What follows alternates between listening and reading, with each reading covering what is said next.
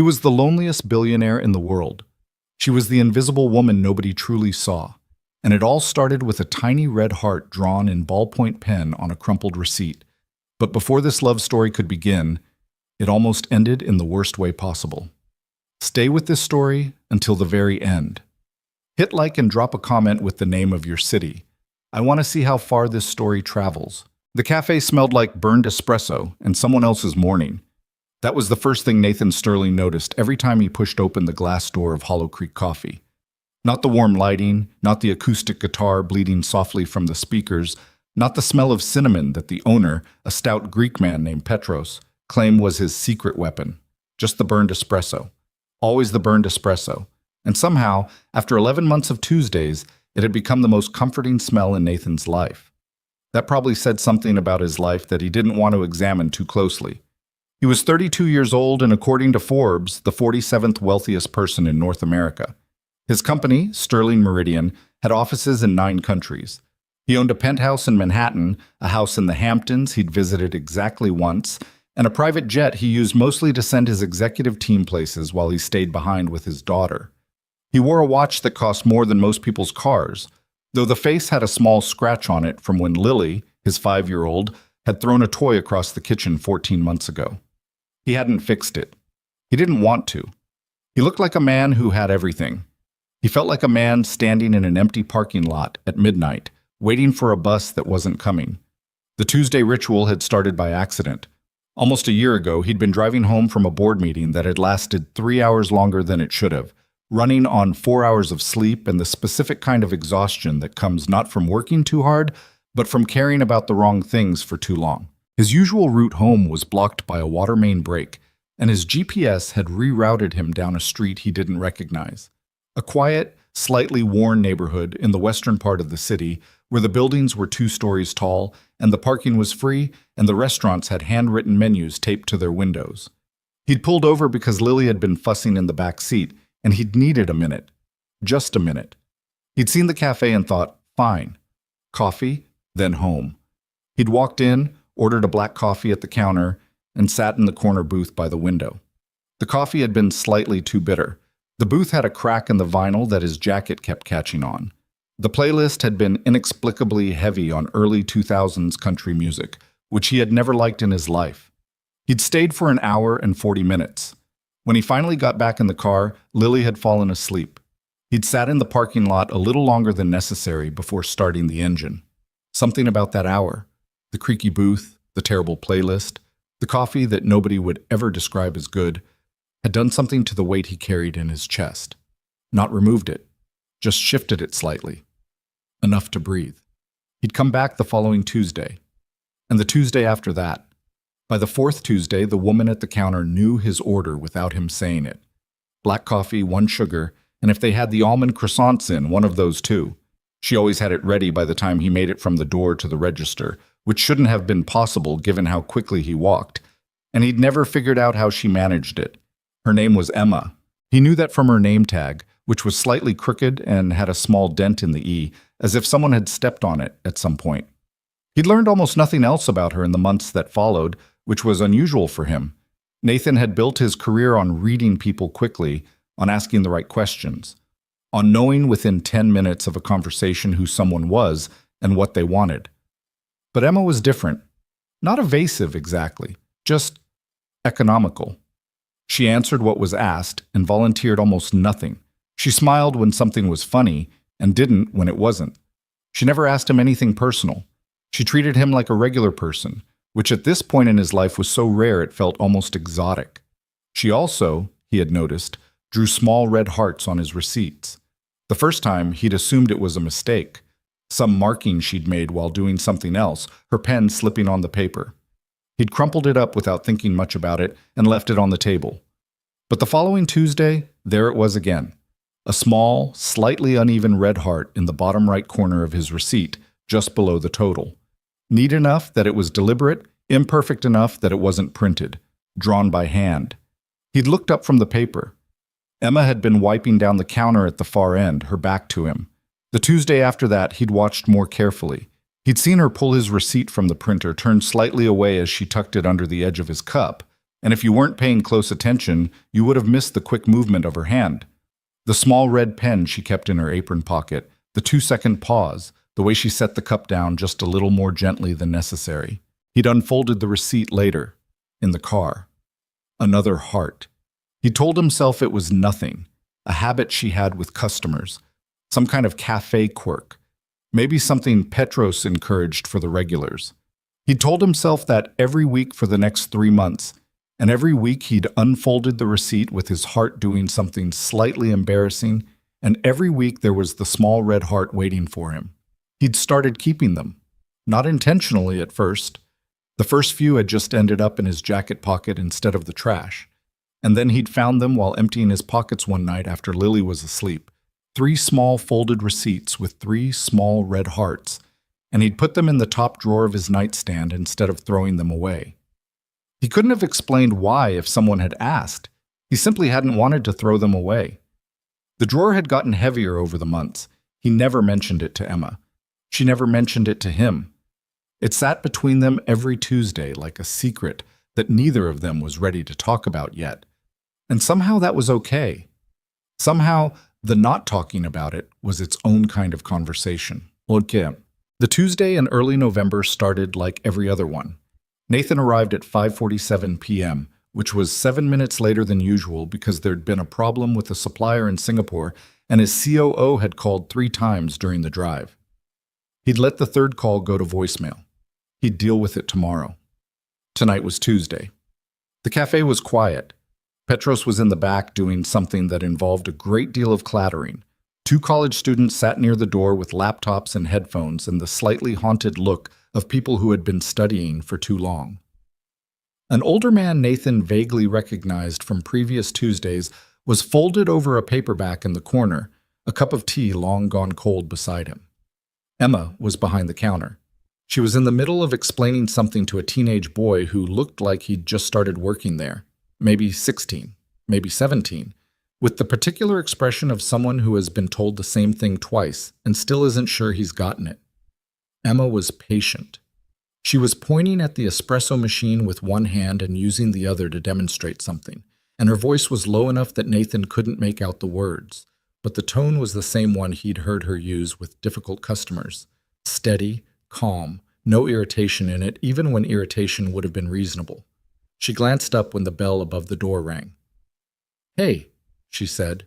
Not "welcome in," not "good evening," just "hey," the way you say it to someone you actually know. "Rough day?" "How can you tell?" "You're 7 minutes late and you're still wearing your earpiece." Nathan reached up.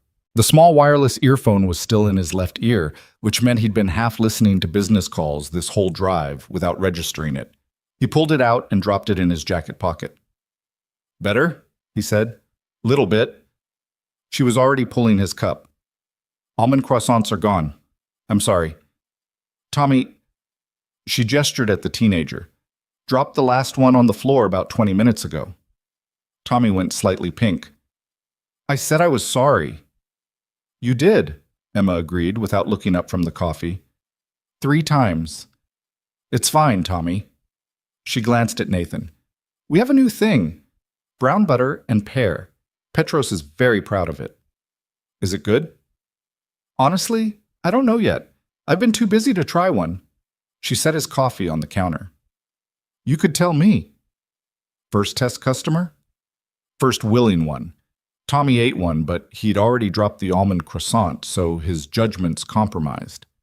Nathan almost smiled. Tommy looked deeply offended, but said nothing. Nathan took the coffee and one of the brown butter pastries to his usual booth, settled into the cracked vinyl seat that he'd privately become fond of, and spent the first 10 minutes doing absolutely nothing except looking out the window at the street. That was the other thing about Tuesdays that he couldn't explain to anyone. At his office, at his apartment, even at the home of his parents when he visited on holidays, he was never allowed to just sit. There was always someone who needed something, always a problem that had been waiting until he was physically present to announce itself. Always Lily tugging at his sleeve, or his phone vibrating in his pocket, or his own brain churning through tomorrow's agenda. He hadn't realized, until those first few Tuesdays at Hollow Creek, How long it had been since he'd simply sat somewhere and existed without an agenda. The pastry was very good. He'd tell Emma that. His phone buzzed. He looked at it. A message from his mother, asking if he was bringing Lily to Thanksgiving this year. He typed back yes and put the phone face down on the table. The older man with the paperback stood up to leave, tucking the book under his arm. He nodded at Emma on his way out. She nodded back, and there was something in the exchange, some small weight of familiarity, like two people who have seen each other through enough seasons that words aren't always necessary, that made Nathan aware not for the first time of how much he didn't know about Emma's world beyond this counter. He knew almost nothing about her, actually. He knew she worked Tuesdays, and at least some other days because occasionally he'd drive past on a Thursday and see the cafe lights on and imagine she was in there. He knew she was approximately his age, maybe slightly younger. He knew she was good at her job with a thoroughness that went past professionalism. She remembered people's orders, noticed when someone was upset, had a way of making a $4 cup of coffee feel like something someone had made specifically for you. He knew she was from somewhere other than the city because occasionally a word would come out with a different inflection, though he'd never figured out where. He knew that on 2 separate Tuesdays it had been raining when he arrived, and both times her shoes had been wet, which suggested she walked or took transit rather than driving. He knew she drew red hearts on his receipts. He knew that those hearts had become the best part of his week, in a way that made very little sense for a man with his resources, and that the fact that he had never said so out loud was becoming increasingly dishonest. He was thinking about this, about honesty, about small red hearts, about the particular cowardice of a man who could negotiate 8-figure deals and still couldn't bring himself to say a simple thing. When the door opened and the temperature in the room changed, not literally. The November air came in, yes, and the candle on the counter nearest the door flickered. But what Nathan registered was something else, something in Emma's face, which he could see from his booth in the mirror behind the counter. The particular quality of stillness that settles over a person when they see something that stops them cold. She was holding a coffee cup. She didn't put it down. She didn't move. Nathan turned. The man who'd walked in was around 30, maybe 35. He was tall, with the kind of build that suggested he'd played sports in college and hadn't entirely let that go. He was well dressed, not wealthy exactly, but someone who put thought into how he looked.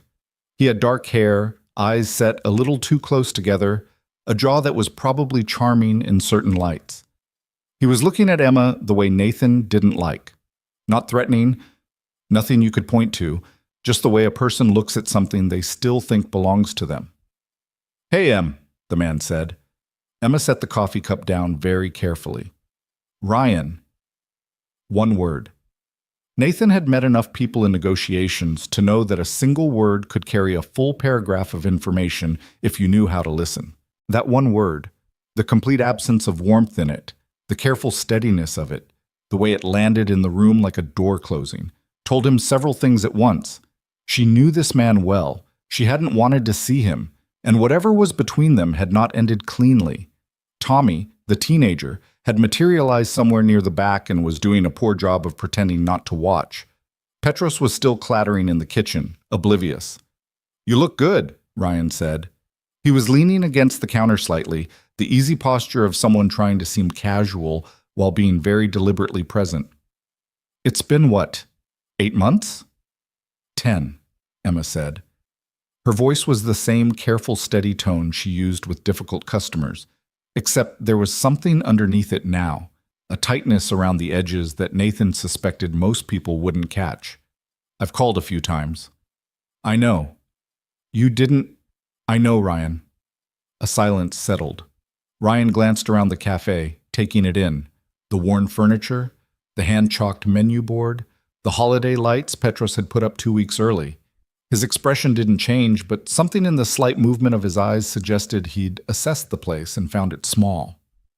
"I just wanted to talk," he said. 5 minutes, that's all. This isn't a good time." "When is?" "I don't know." Emma picked up a cloth and began wiping the counter, a gesture so automatic it was clearly displacement, her hands needing something to do while her face remained composed. "I don't think there is one, honestly." Ryan exhaled slowly through his nose. "Em, I've been trying to. I know what you've been trying to do. Her voice was still quiet, still even. I'm working right now. Nathan had not moved. He was very still in his booth, his coffee growing cold in front of him, watching Emma's reflection in the mirror. He had not yet decided whether to do anything or what doing anything would even look like. He was acutely aware that this was not his business. He was a customer. He came here on Tuesdays. He didn't know her middle name. He also knew, with the particular certainty that sometimes appears before logic can catch up to it, that if this man said one more thing that made Emma's hands tighten on that cloth, Nathan was going to get up. 5 minutes, Ryan said again. After your shift. That's all. Emma looked at him directly for the first time. No, she said. Ryan's jaw moved slightly. You can't just keep... Ryan. Her voice dropped. Not softer, smaller, which was different, like she was pulling something back that she'd allowed too close to the surface. Please, not here. A long beat. Ryan looked around the cafe again, and this time his eyes landed on Nathan, and Nathan met them without expression. Something shifted in Ryan's face, a recalibration. He looked back at Emma. I'm not giving up, he said. It wasn't a threat. That was almost worse. It sounded like something he'd rehearsed, something he genuinely believed was romantic. I know you're not, Emma said quietly, but I'm not changing my mind either. So, she turned back to the coffee machine. The conversation was over. Ryan stayed for another 3 seconds, which is a very long 3 seconds when a room is quiet. Then he pushed off the counter and walked back out. The door swung shut. The candle stopped flickering. Emma stood with her back to the room for a moment. Her shoulders rose and fell once. Tommy appeared from wherever he'd been hovering. You okay? Yep. She turned around. Her face was composed. The same face Nathan saw every Tuesday, except that her eyes were doing something she was working hard to control. Go check on the brown sugar syrup. It was running low. Tommy went. Emma looked at Nathan's booth. He was looking at her, and he didn't look away when their eyes met, which was unusual. Most people would have found something else to look at, pretending they hadn't witnessed what they'd just witnessed. Sorry about that, she said. You don't need to apologize. Force of habit. She picked up the coffee cloth again, then put it down when she realized she'd already cleaned that section of counter. Is the pastry okay? Nathan looked down at his plate. He'd eaten most of it. It's excellent, he said. Tell Petros I said so. He'll be insufferable about it. He's earned it. A small, real, slightly tired smile crossed Emma's face. Nathan watched it happen and felt something loosen in his chest. A knot he hadn't been aware he was holding for the last 10 minutes. She moved to the far end of the counter to help a woman who'd just walked in. Nathan sat with his cooling coffee and looked out the window at the street. He thought about the way Emma had said Ryan's name, the way she'd said no, the steadiness of it, and the cost of that steadiness. Because he knew, with the particular knowledge of someone who had spent years maintaining composure while something inside was quietly in pieces, that keeping a voice that calm doesn't come for free. He thought about the hearts in his nightstand drawer. He thought about the fact that in 11 months of Tuesdays, she had drawn a heart on his receipt every single week, and he had kept every single one, and neither of them had said a word about any of it. He thought about honesty, about small cowardices, about the way some things you postpone because you're not ready, and other things you postpone because you're afraid. And the difference between those two categories is bigger than most people admit. He picked up his coffee. He finished it. When Emma brought his receipt 20 minutes later, she set it on the table without meeting his eyes, the way she always did. He waited until she'd turned away, then unfolded it. The heart was there. Slightly smaller than usual, maybe. Or maybe he was imagining that. He folded the receipt carefully and put it in his jacket pocket with the others. He'd been told once by his grief counselor, a quiet woman named Dr. Sato, who he'd seen for 8 months after Claire died, that the hardest part of loss isn't the obvious grief. It's the way it trains you to think of yourself as someone who has already used up their share, that the love and the belonging and the ease of just being with someone, those are things you had, and they were taken, and asking for them again feels greedy, presumptuous, like you're trying to get back something you don't deserve a second time. He hadn't argued with her. He'd listened and nodded and gone home to his daughter and his penthouse and his 11 time zones of business obligations, and he'd kept moving because that was what you did. Claire had been 28 when she died. A rainy April night, a truck driver who'd fallen asleep, an intersection that Nathan still couldn't drive through even 3 years later. She'd been on her way home from her sister's birthday dinner.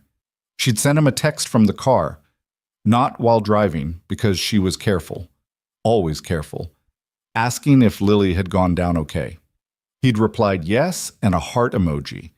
That was the last thing he'd ever said to her. He didn't tell people that part. He didn't tell people much, actually. That was part of the problem.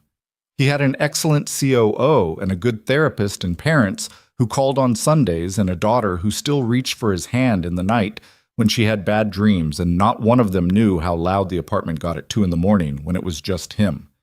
How he'd started sleeping with the television on low, not because he wanted to watch it, but because silence had become the thing he was most afraid of. He drove home through the November streets with Emma's receipt in his pocket and the quiet hum of the city around him, and he thought about the way she'd looked when Ryan walked in, that fraction of a second before her face went still, when something raw and old and unfinished had moved across it.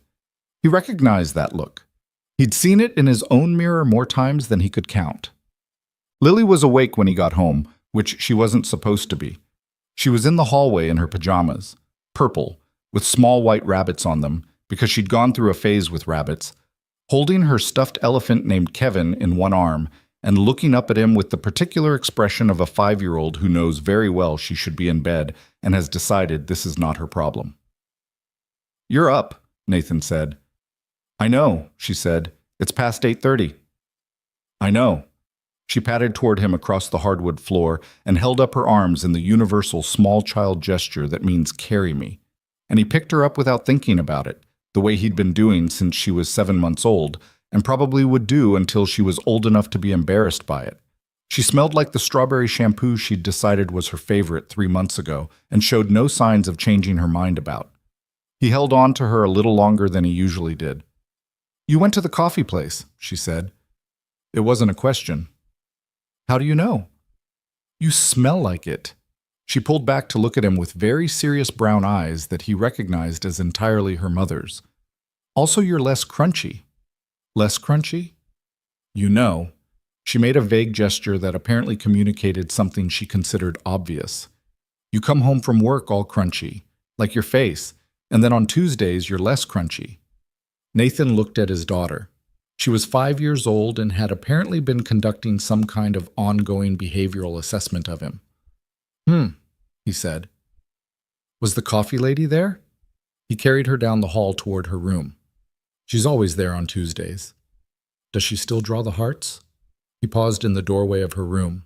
He'd told Lily about the hearts, or rather, Lily had found one of the receipts when she was going through his jacket pockets looking for the gummy bear he'd promised her and hadn't delivered, and had demanded a full explanation, and he'd given her the best one he had, which was not very good. "She does," he said. Lily considered this with the grave seriousness she applied to most things. "Did you ask her why?" "Not yet." "Dad." Her tone was deeply, personally disappointed in him. "I know, Lil. She draws them every week." "I know." "That means something." "I know." She looked at him with the specific exasperation of a child who has realized she is smarter than the adult she is talking to and finds this both satisfying and deeply inconvenient. "You should ask her," she said. "I will." "You said that last week." "I'm going to." She settled back against his shoulder with the sigh of someone who has given all the advice she can and must now leave the rest to forces beyond her control. He put her in bed, tucked Kevin the elephant in beside her, and sat on the edge of the mattress in the dark for a moment. "Dad?"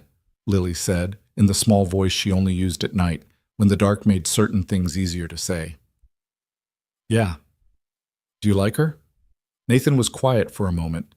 Outside, the city made its ambient nighttime sounds.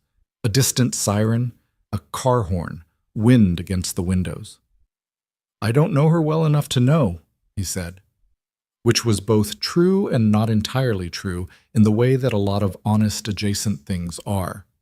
Lily was quiet. Then, "I think you do." He kissed her forehead.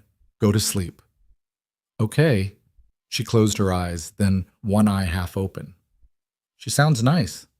"She is. Nice is good." "It is." The eye closed again. Within 4 minutes, she was asleep, the way children can be.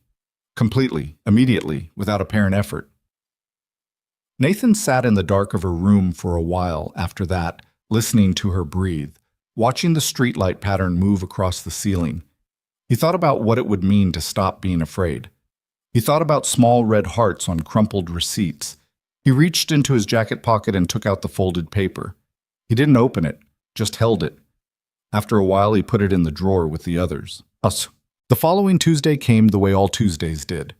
Too fast and not fast enough. Nathan had thought more than once during the week about what Lily had said. You should ask her, as if it were simple. As if Nathan Sterling, who had once sat across a table from 2 hostile boards of directors and negotiated a merger that everyone said was impossible, could not figure out how to ask a woman why she drew hearts on paper.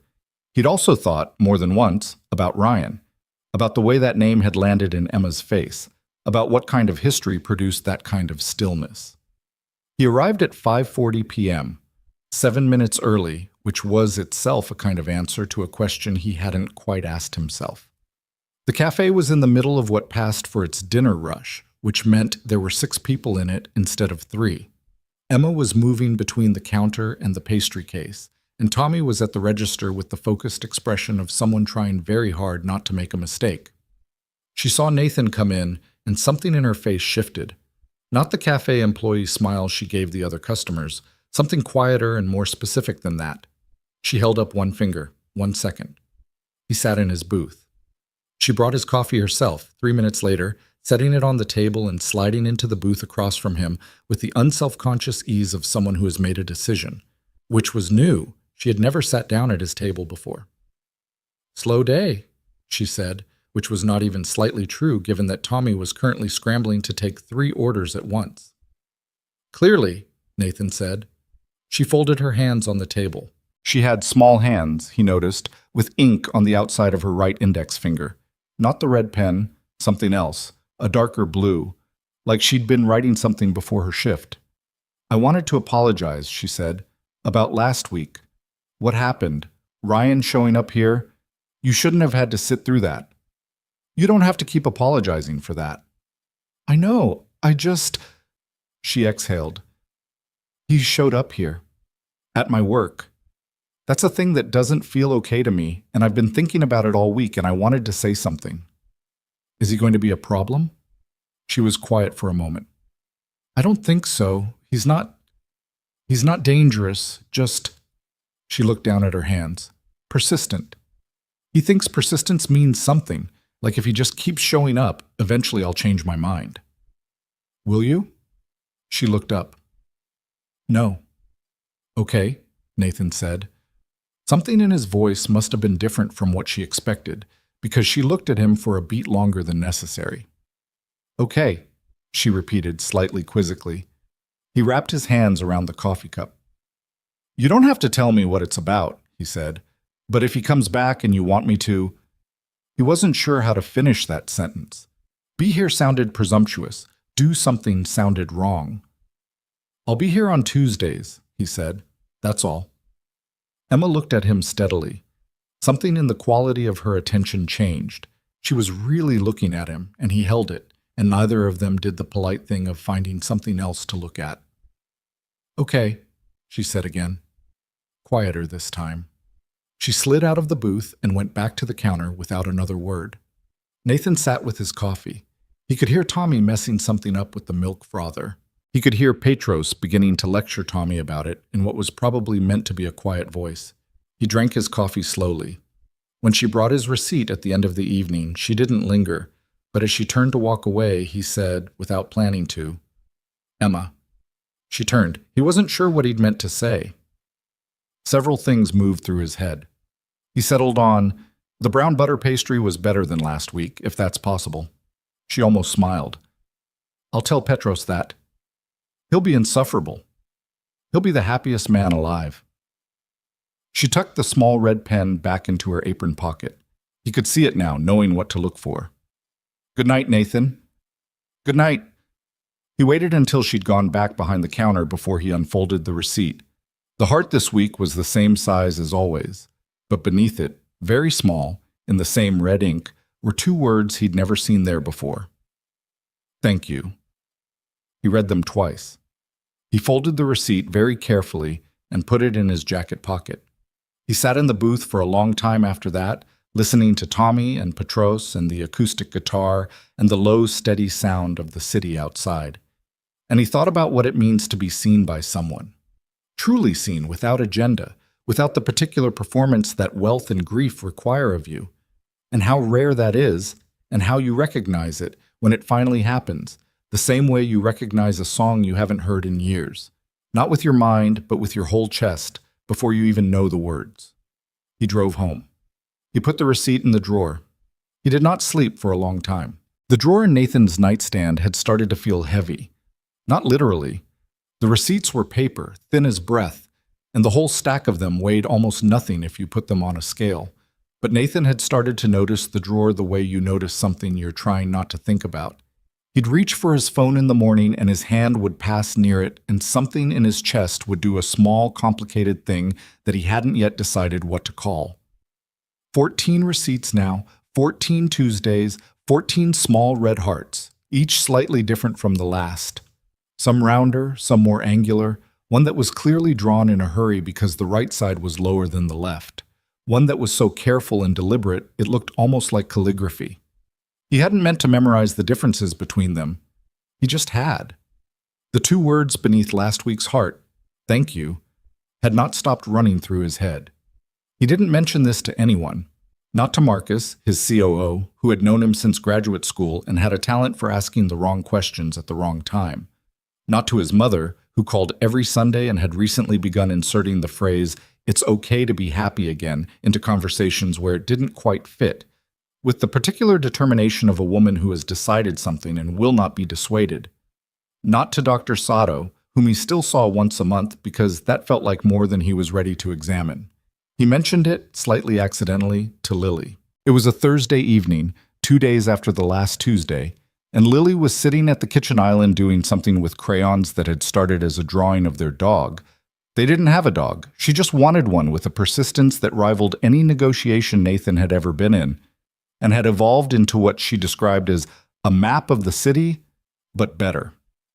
Nathan was making pasta because it was the one thing he could reliably make without burning it, and he'd been quiet for long enough that Lily had glanced up twice to check on him. "You're thinking loud," she said. "I'm not thinking out loud. I haven't said anything." "No, loud. You get a face." She demonstrated, pulling her own face into an expression of distracted blankness that was apparently her impression of him. It was more accurate than he'd have liked. He stirred the pasta. The receipt this week had something new on it. Lily immediately set down her orange crayon with the urgency of someone receiving important news. "What?" "She wrote thank you under the heart." Lily stared at him. "And?" "And nothing. That was it." "Dad." Her voice had the weight of deep personal suffering. "What did you do?" "I said goodnight and drove home." The look on Lily's face cycled through several stages of something before landing on resigned acceptance. "You're very smart about some things," she said carefully. But, she picked up the orange crayon again. "She wrote to you. On the paper. You're supposed to write back." "It was a receipt." "So?" "She drew something that might have been a river. It's still writing." Nathan drained the pasta and thought about this. He didn't tell Lily that he'd been thinking about exactly that for 2 days, about what writing back even meant, when the medium was a receipt from a coffee shop, about whether there was a version of that which wasn't completely absurd for a 32-year-old man who ran an international company, about whether it mattered that it was absurd. "She might not have meant anything by it," he said, mostly to the pasta. Lily didn't even look up. "She draws you a heart every single week, and you think she didn't mean anything. People draw things all the time. I draw things all the time." She held up the map that was better. This means something. Everything you draw means something. That's why you draw it. He put dinner on the table. Lily climbed into her chair and examined her plate with the critical eye she'd recently developed toward any food that wasn't exactly what she'd wanted. She's going to stop eventually, Lily said, in the tone of someone delivering a difficult truth with kindness. If you never say anything. Nathan looked at his daughter. That's what happens, she said. She stabbed a piece of pasta with her fork. When people try and nobody says anything back. He ate his dinner. He didn't argue with her because she was 5 years old and completely right. December came in cold and specific, the way New York City cold always does, not gradually, but like a door being slammed open, all wind and concrete chill and the particular quality of light that turns everything slightly blue by 4 in the afternoon. Nathan's office on the 38th floor became an aquarium of gray sky, and the city below moved faster the way it always did when the temperature dropped, everyone with somewhere to be and no patience for anything in between. Work, in December, was the particular kind of brutal that Nathan had learned to manage by treating it like weather. You didn't fight it, you just put on the right gear and got through it. The Singapore supplier issue from 2 weeks ago had resolved badly, meaning it had resolved on the supplier's terms, which meant restructuring 2 distribution agreements and having 3 conversations he'd been hoping to avoid. His board was pushing for an acquisition that Nathan thought was premature. His head of marketing wanted to rebrand one of the subsidiaries in a direction Nathan found aesthetically repellent but couldn't articulate a business argument against. He was flying to London in 10 days for a set of meetings that would take 72 hours and accomplish, in his estimate, about 40% of what they should. Tuesdays remained Tuesdays. He noticed in the first week of December that he'd started looking forward to them in a way that was slightly unnerving, not because it was wrong, but because of how visceral it was. By Monday afternoon, he was already aware of Tuesday the way you're aware of something you've been waiting for. By Tuesday morning, he was impatient in a way that was hard to justify rationally and that he'd given up trying to. He thought about what Lily had said. She's going to stop eventually. He thought about it every day that week. He arrived at the cafe on the first Tuesday of December at 5:35 p.m., 5 minutes earlier than his early, carrying a tension in his shoulders that had nothing to do with London or the board or the acquisition. The cafe had been decorated. Petros had strung small white lights along the front window and put a slightly bedraggled artificial wreath on the door, which managed to look both terrible and genuinely festive. Tommy was behind the counter alone, which meant Emma was in the back or it was her day off, and Nathan felt something drop in his stomach that he didn't acknowledge. Then she came through the back door carrying a box of paper cups, and the something in his stomach righted itself, which was information he filed away without examining. "Hey," she said, and started on his coffee without being asked. He sat in his booth. The lights along the window turned everything slightly golden, which the cafe needed, honestly. The overhead lights had always been a little harsh. He could hear holiday music coming from somewhere, though Petros had apparently made the executive decision to play a jazz version of everything, which softened it enough to be tolerable. Emma brought his coffee and lingered at the table for just a moment, not sitting, just standing with her hand on the back of the opposite bench in a way that suggested she was deciding something. "How's the week been?" she asked. It was the most personal question she'd asked him in 11 months. He looked up at her. "Long," he said. "Singapore, London coming up, the usual." She nodded, and something moved through her expression. Not quite recognition, but the particular attentiveness of someone who is actually listening rather than just waiting for their turn to speak. "You travel a lot?" "Not as much as I used to. I don't like to be away from—" He stopped. He didn't talk about Lily at the cafe. He'd kept those 2 parts of his life carefully separate, the way you keep things separate when you're not sure what category they belong to. "I don't like being away," he finished. Emma looked at him in the way she sometimes did, steady, thoughtful, like she was adding something to a picture she'd been building for a while. "I've never been to London," she said. "It's cold in December." "So is here." "True, but the coffee's worse." A genuine smile, the kind that reached her eyes before it reached her mouth. "That feels like a personal attack on the British." "It's a statistical fact." She laughed. A short, real laugh, not the customer service approximation she used when she was being polite. It was the first time he'd heard her actually laugh, and it was, objectively, an excellent laugh. He filed that away too.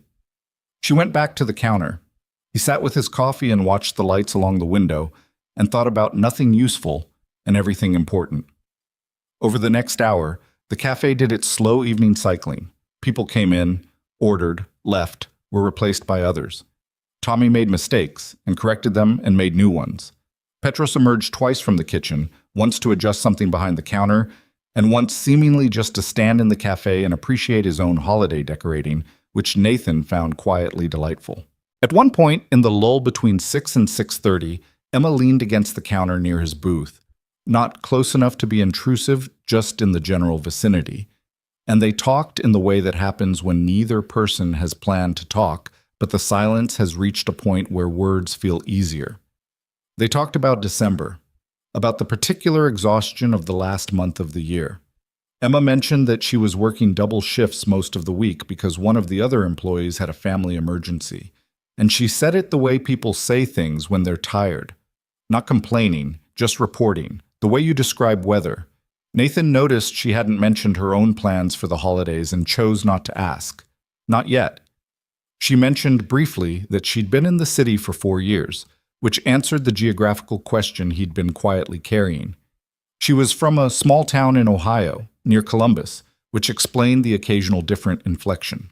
She'd come to the city for reasons she kept general, in the way people keep things general when the specific version is too heavy for a Tuesday evening. She'd stayed because, and here she paused just slightly, because it was easier to be busy here. You could fill a day in the city and not notice what you weren't thinking about. Nathan understood this more than he'd wanted to. He didn't say so. But something in the quality of his listening must have communicated it, because she glanced at him in the middle of what she was saying and stopped, and a small silence passed between them that was different from the previous silences, fuller somehow, more aware of itself. "You know what I mean," she said. It wasn't quite a question. "Yeah," he said. "I do." She looked at him for a moment in that steady way of hers. Then Tommy called something from the register that required her attention, and the moment closed, the way moments do, without fanfare. When she brought his receipt, she set it on the table, and then, instead of walking away, she sat down across from him. The second time she'd done this, quick and decided, like jumping into cold water. "I want to tell you something," she said. Nathan set down his cup. "Okay." "The hearts." She folded her hands on the table. Her right index finger still had the ink stain, he noticed. "You've never asked about them." "No." "I've been waiting for you to." "I know." She looked slightly surprised. "You knew I was waiting?" "I suspected." He held her gaze. "I didn't know how to ask without. I didn't want to make it into something it wasn't, or something you didn't want it to be." Emma was quiet for a moment. She looked at her hands, then back at him. "My brother used to do it," she said. Her voice was even, careful. "Draw little hearts on everything. Notes, napkins, whatever was nearby. He said his 4th grade teacher had done it once, drawn a heart on his homework when he was having a rough week, and he never forgot it. He thought it was the smallest possible way to tell someone they weren't invisible." Nathan didn't say anything. He let the silence do what it needed to do. "He died 4 years ago," Emma said. "Car accident." She said it the way you say something you've said many times. Not without weight, but with the particular flatness that comes from carrying weight so long it's shaped itself to you. "He was 24. "I'm sorry," Nathan said. She nodded. Not dismissively, just the nod of someone who has heard those words enough times to have made peace with the inadequacy of them. "The first time you came in," she said, "you sat in that booth for almost 2 hours. You looked like—" She paused, choosing carefully. "You looked like someone trying to remember how to breathe. And I don't know why exactly. You just reminded me of him, not what he looked like, just the—" She gestured vaguely, searching for the word. "The quality of it," Nathan said. "Yeah." She looked slightly relieved that she hadn't had to finish the sentence. "And I drew the heart without really thinking about it.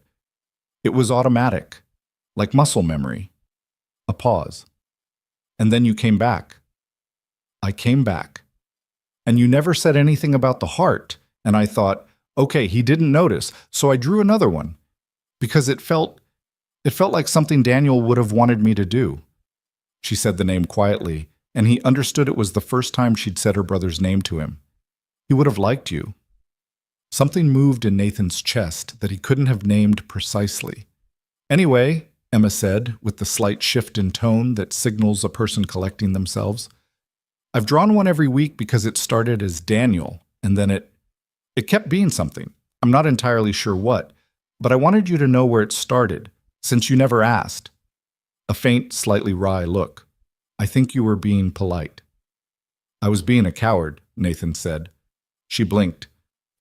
You gave me something every week and I kept it. He stopped. He hadn't meant to say that last part. Emma was very still. You kept them. He hadn't planned to say this tonight. He hadn't planned to say it at all, in any kind of timeline he'd imagined. But Lily's voice was in his head. She's going to stop eventually. And Emma's eyes were across the table from him, and she'd just said her brother's name.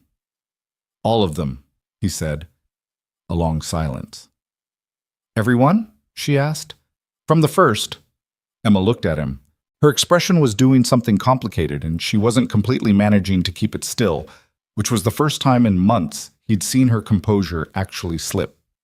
She pressed her lips together for a moment, then, why? I don't know, he said, which was true.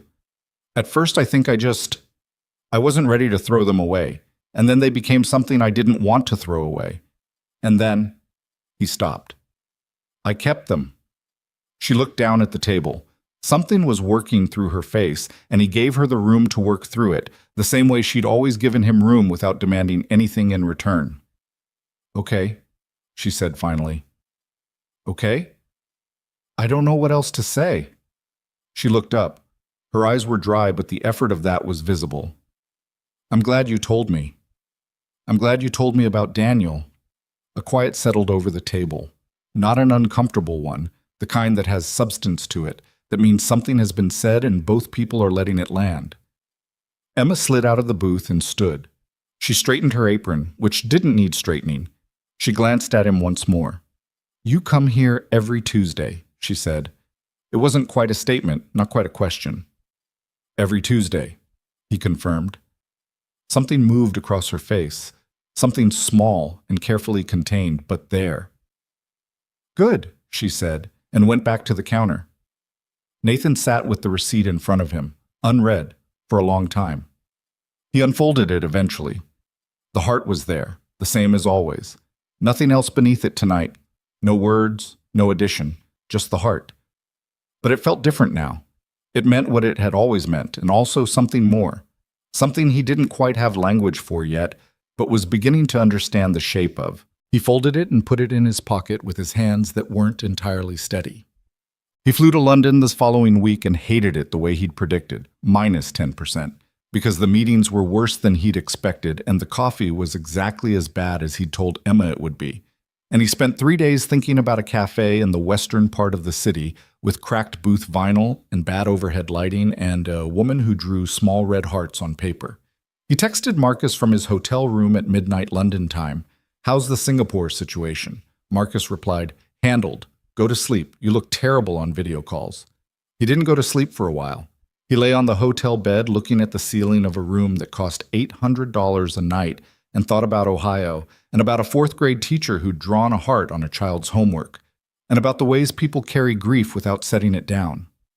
He thought about Daniel, whom he'd never met, who had apparently seen the quiet sadness in strangers and decided the right response was to draw small hearts. He thought he would have liked him too. He came home on a Friday and Lily launched herself at him from the hallway the way she always did, and he held on for longer than usual, and she didn't complain about it. He asked if she'd been good. She said mostly.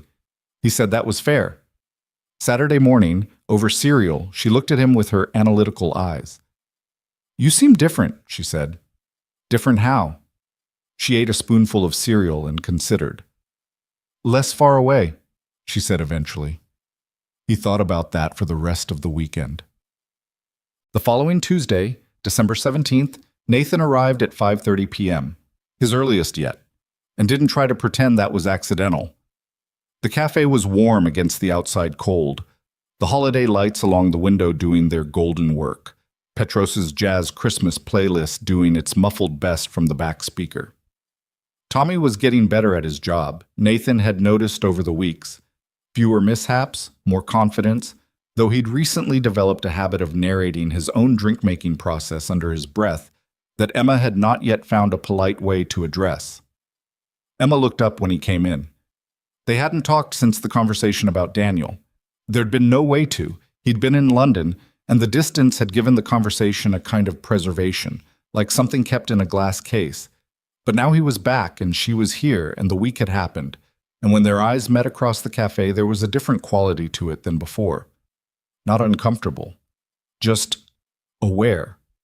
Two people who now know something about each other that changes the geometry of the space between them. She made his coffee. He sat in his booth. The usual choreography, except nothing was quite the same. The way a familiar song played in a different key is still recognizable, but isn't what you expected. She brought his coffee and stood at the table for a moment. She didn't sit. She looked at him with the expression she sometimes wore when she was deciding something. "How was London?" she said. "Cold. Worse coffee than here." "You said that would happen." "I'm reliably correct about certain things." The corner of her mouth moved. She glanced out the window at the street where the December darkness had settled early and the passing headlights made the snow. It had started to snow, lightly, flicker gold and white. She looked back at him. "I've been thinking about what you said." "Which part?" "You kept all of them." She said it quietly, not accusingly, just the way you say something you've been sitting with. "Yes? That's a lot of receipts to hold on to." 14, he said, as of last week. Emma looked at him for a moment. "You counted." "I didn't mean to." She nodded slowly. The honesty of that, the unguardedness of admitting you'd counted something you hadn't meant to count, seemed to do something to her. She shifted her weight, glanced back at Tommy, who was ostentatiously wiping down a very clean counter to give them space, and then looked at Nathan with an expression that was the most undefended he'd seen on her face. "I've been drawing them longer than you've been coming in," she said. "There was someone before you, a man who used to sit in that same booth a few years back, lost his job, came in every day for 3 weeks straight and just sat there. I drew hearts on his receipts." She paused. "He cried once, just a little, in a way he thought nobody saw. I pretended not to see it." Nathan was very still. I'm not saying it's the same thing," Emma said. "He wasn't the same. It was just a kindness. But you." She stopped. She looked somewhere past his shoulder for a moment, then back. "After a few weeks, it stopped being just a kindness, and I didn't have a name for what else it was, so I just kept drawing them." The cafe was quiet around them. Even the jazz playlist seemed to have paused, though it probably hadn't. "Emma," Nathan said. She looked at him. "I'd like to know your last name," he said. It was not what she expected him to say. She blinked. "You already know it. It's on my name tag." "Your name tag says Emma, that's it." She looked down at her name tag, apparently having forgotten this. "Brooks," she said. "Emma Brooks." Nathan Sterling. He held out his hand with a formality that was almost absurd given 11 months of Tuesdays. She looked at his hand. Then she shook it, brief and warm, and he held on for exactly 1 beat longer than a handshake requires, and she didn't pull away immediately. "I know who you are," she said, when their hands dropped. He looked at her. "What do you mean?" "I Googled you," she said, entirely without apology. "After the 3rd Tuesday, I was curious." He didn't know why this surprised him. And you're a very important person, apparently." She said it with the particular tone of someone who has assessed this information and decided it is mostly irrelevant. "Forbes magazine seems very interested in what you do." "Forbes is interested in my net worth. That's different from being interested in me." She considered this. "Fair," she said. Then carefully, "Your daughter, she's 5?" He was quiet for a moment. "You read about Claire." "I'm sorry." And she meant it. Not the reflexive social apology, but the real thing, offered simply, without decoration. "I'm sorry that happened to you." He looked at the table. "Her name is Lily. She's—" He thought about how to describe Lily and landed where he always did, slightly inadequate. "She's the most opinionated person I've ever met, and I've been in rooms with heads of state." Emma's expression softened. "How old was she?" 18 months? He picked up his coffee cup, set it down. "She doesn't remember Claire."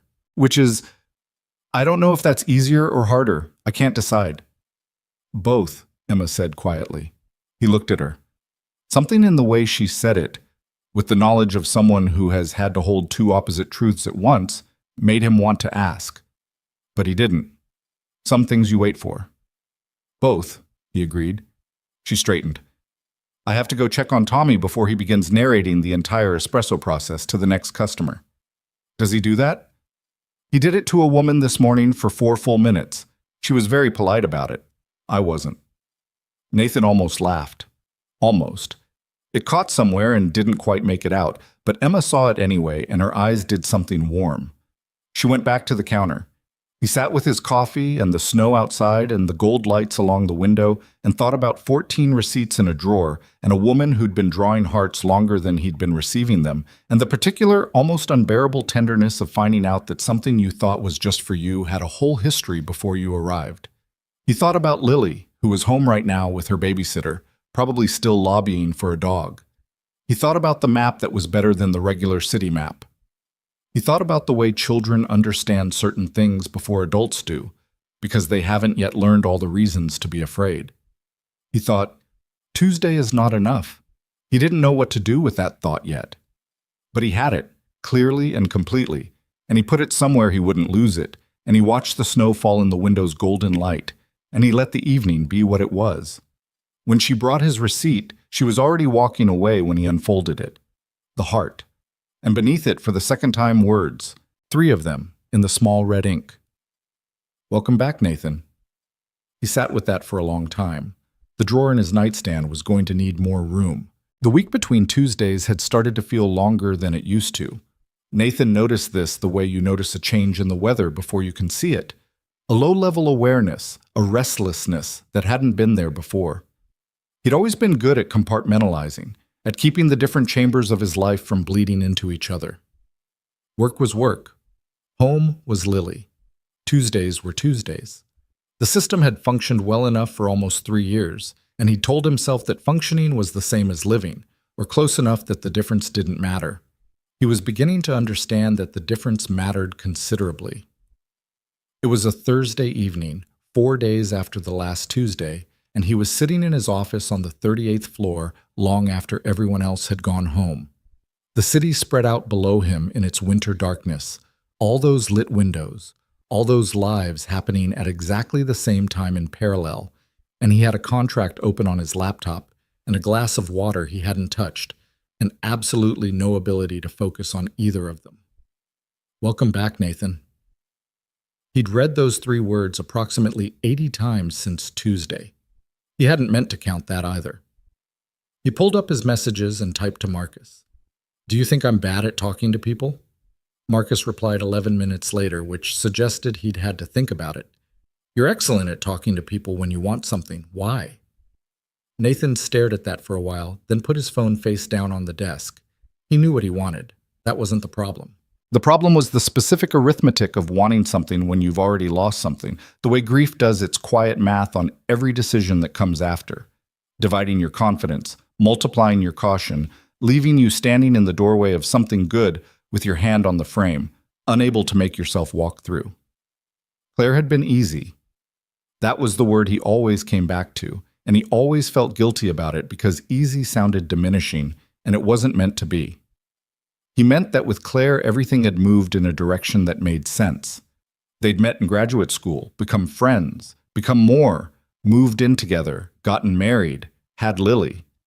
Each step had felt like the next logical step. There had been disagreements in stretches where the work consumed too much of both of them, and a fight about Thanksgiving one year that had lasted 3 days and resolved badly, and all the ordinary friction of two people making a life together. But the direction had always been clear. He didn't know the direction now. He barely knew the terrain. What he knew was Emma Brooks, of Columbus, Ohio, by way of 4 years in this city, who kept a red pen in her apron pocket and worked double shifts without complaining, and had a dead brother named Daniel and an ex-boyfriend named Ryan, who showed up uninvited and thought persistence was the same as love. He knew she drew him a heart every Tuesday. He knew she'd been drawing them before he arrived. He knew that Welcome Back Nathan had cost her something to write, the same way his I Kept Them All had cost him something to say, and that those two things were in conversation with each other in a language neither of them had fully named yet. He closed the laptop. He went home. Lily was asleep, and he stood in the doorway of her room for a moment, listening to her breathe, which was still, even now, the most reliably calming thing in his life. He went to his own room and opened the nightstand drawer. 16 receipts. He'd started putting them in chronological order without consciously deciding to. He picked up the most recent one. Read the 3 words again. Folded it back exactly as it had been. Tuesday, he thought. 4 more days. He turned off the light. Christmas came and went in the specific way it does when you're a single parent, with a great deal of effort and a sincere desire to make it good, and the knowledge that some of the happiness you're performing is real and some of it is for the child in front of you, and you can't always tell which is which.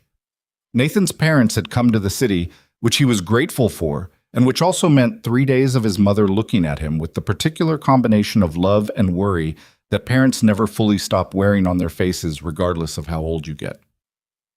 His father had been quieter, more careful, the way he always was now, as if Claire's death had recalibrated something in him about what was worth saying.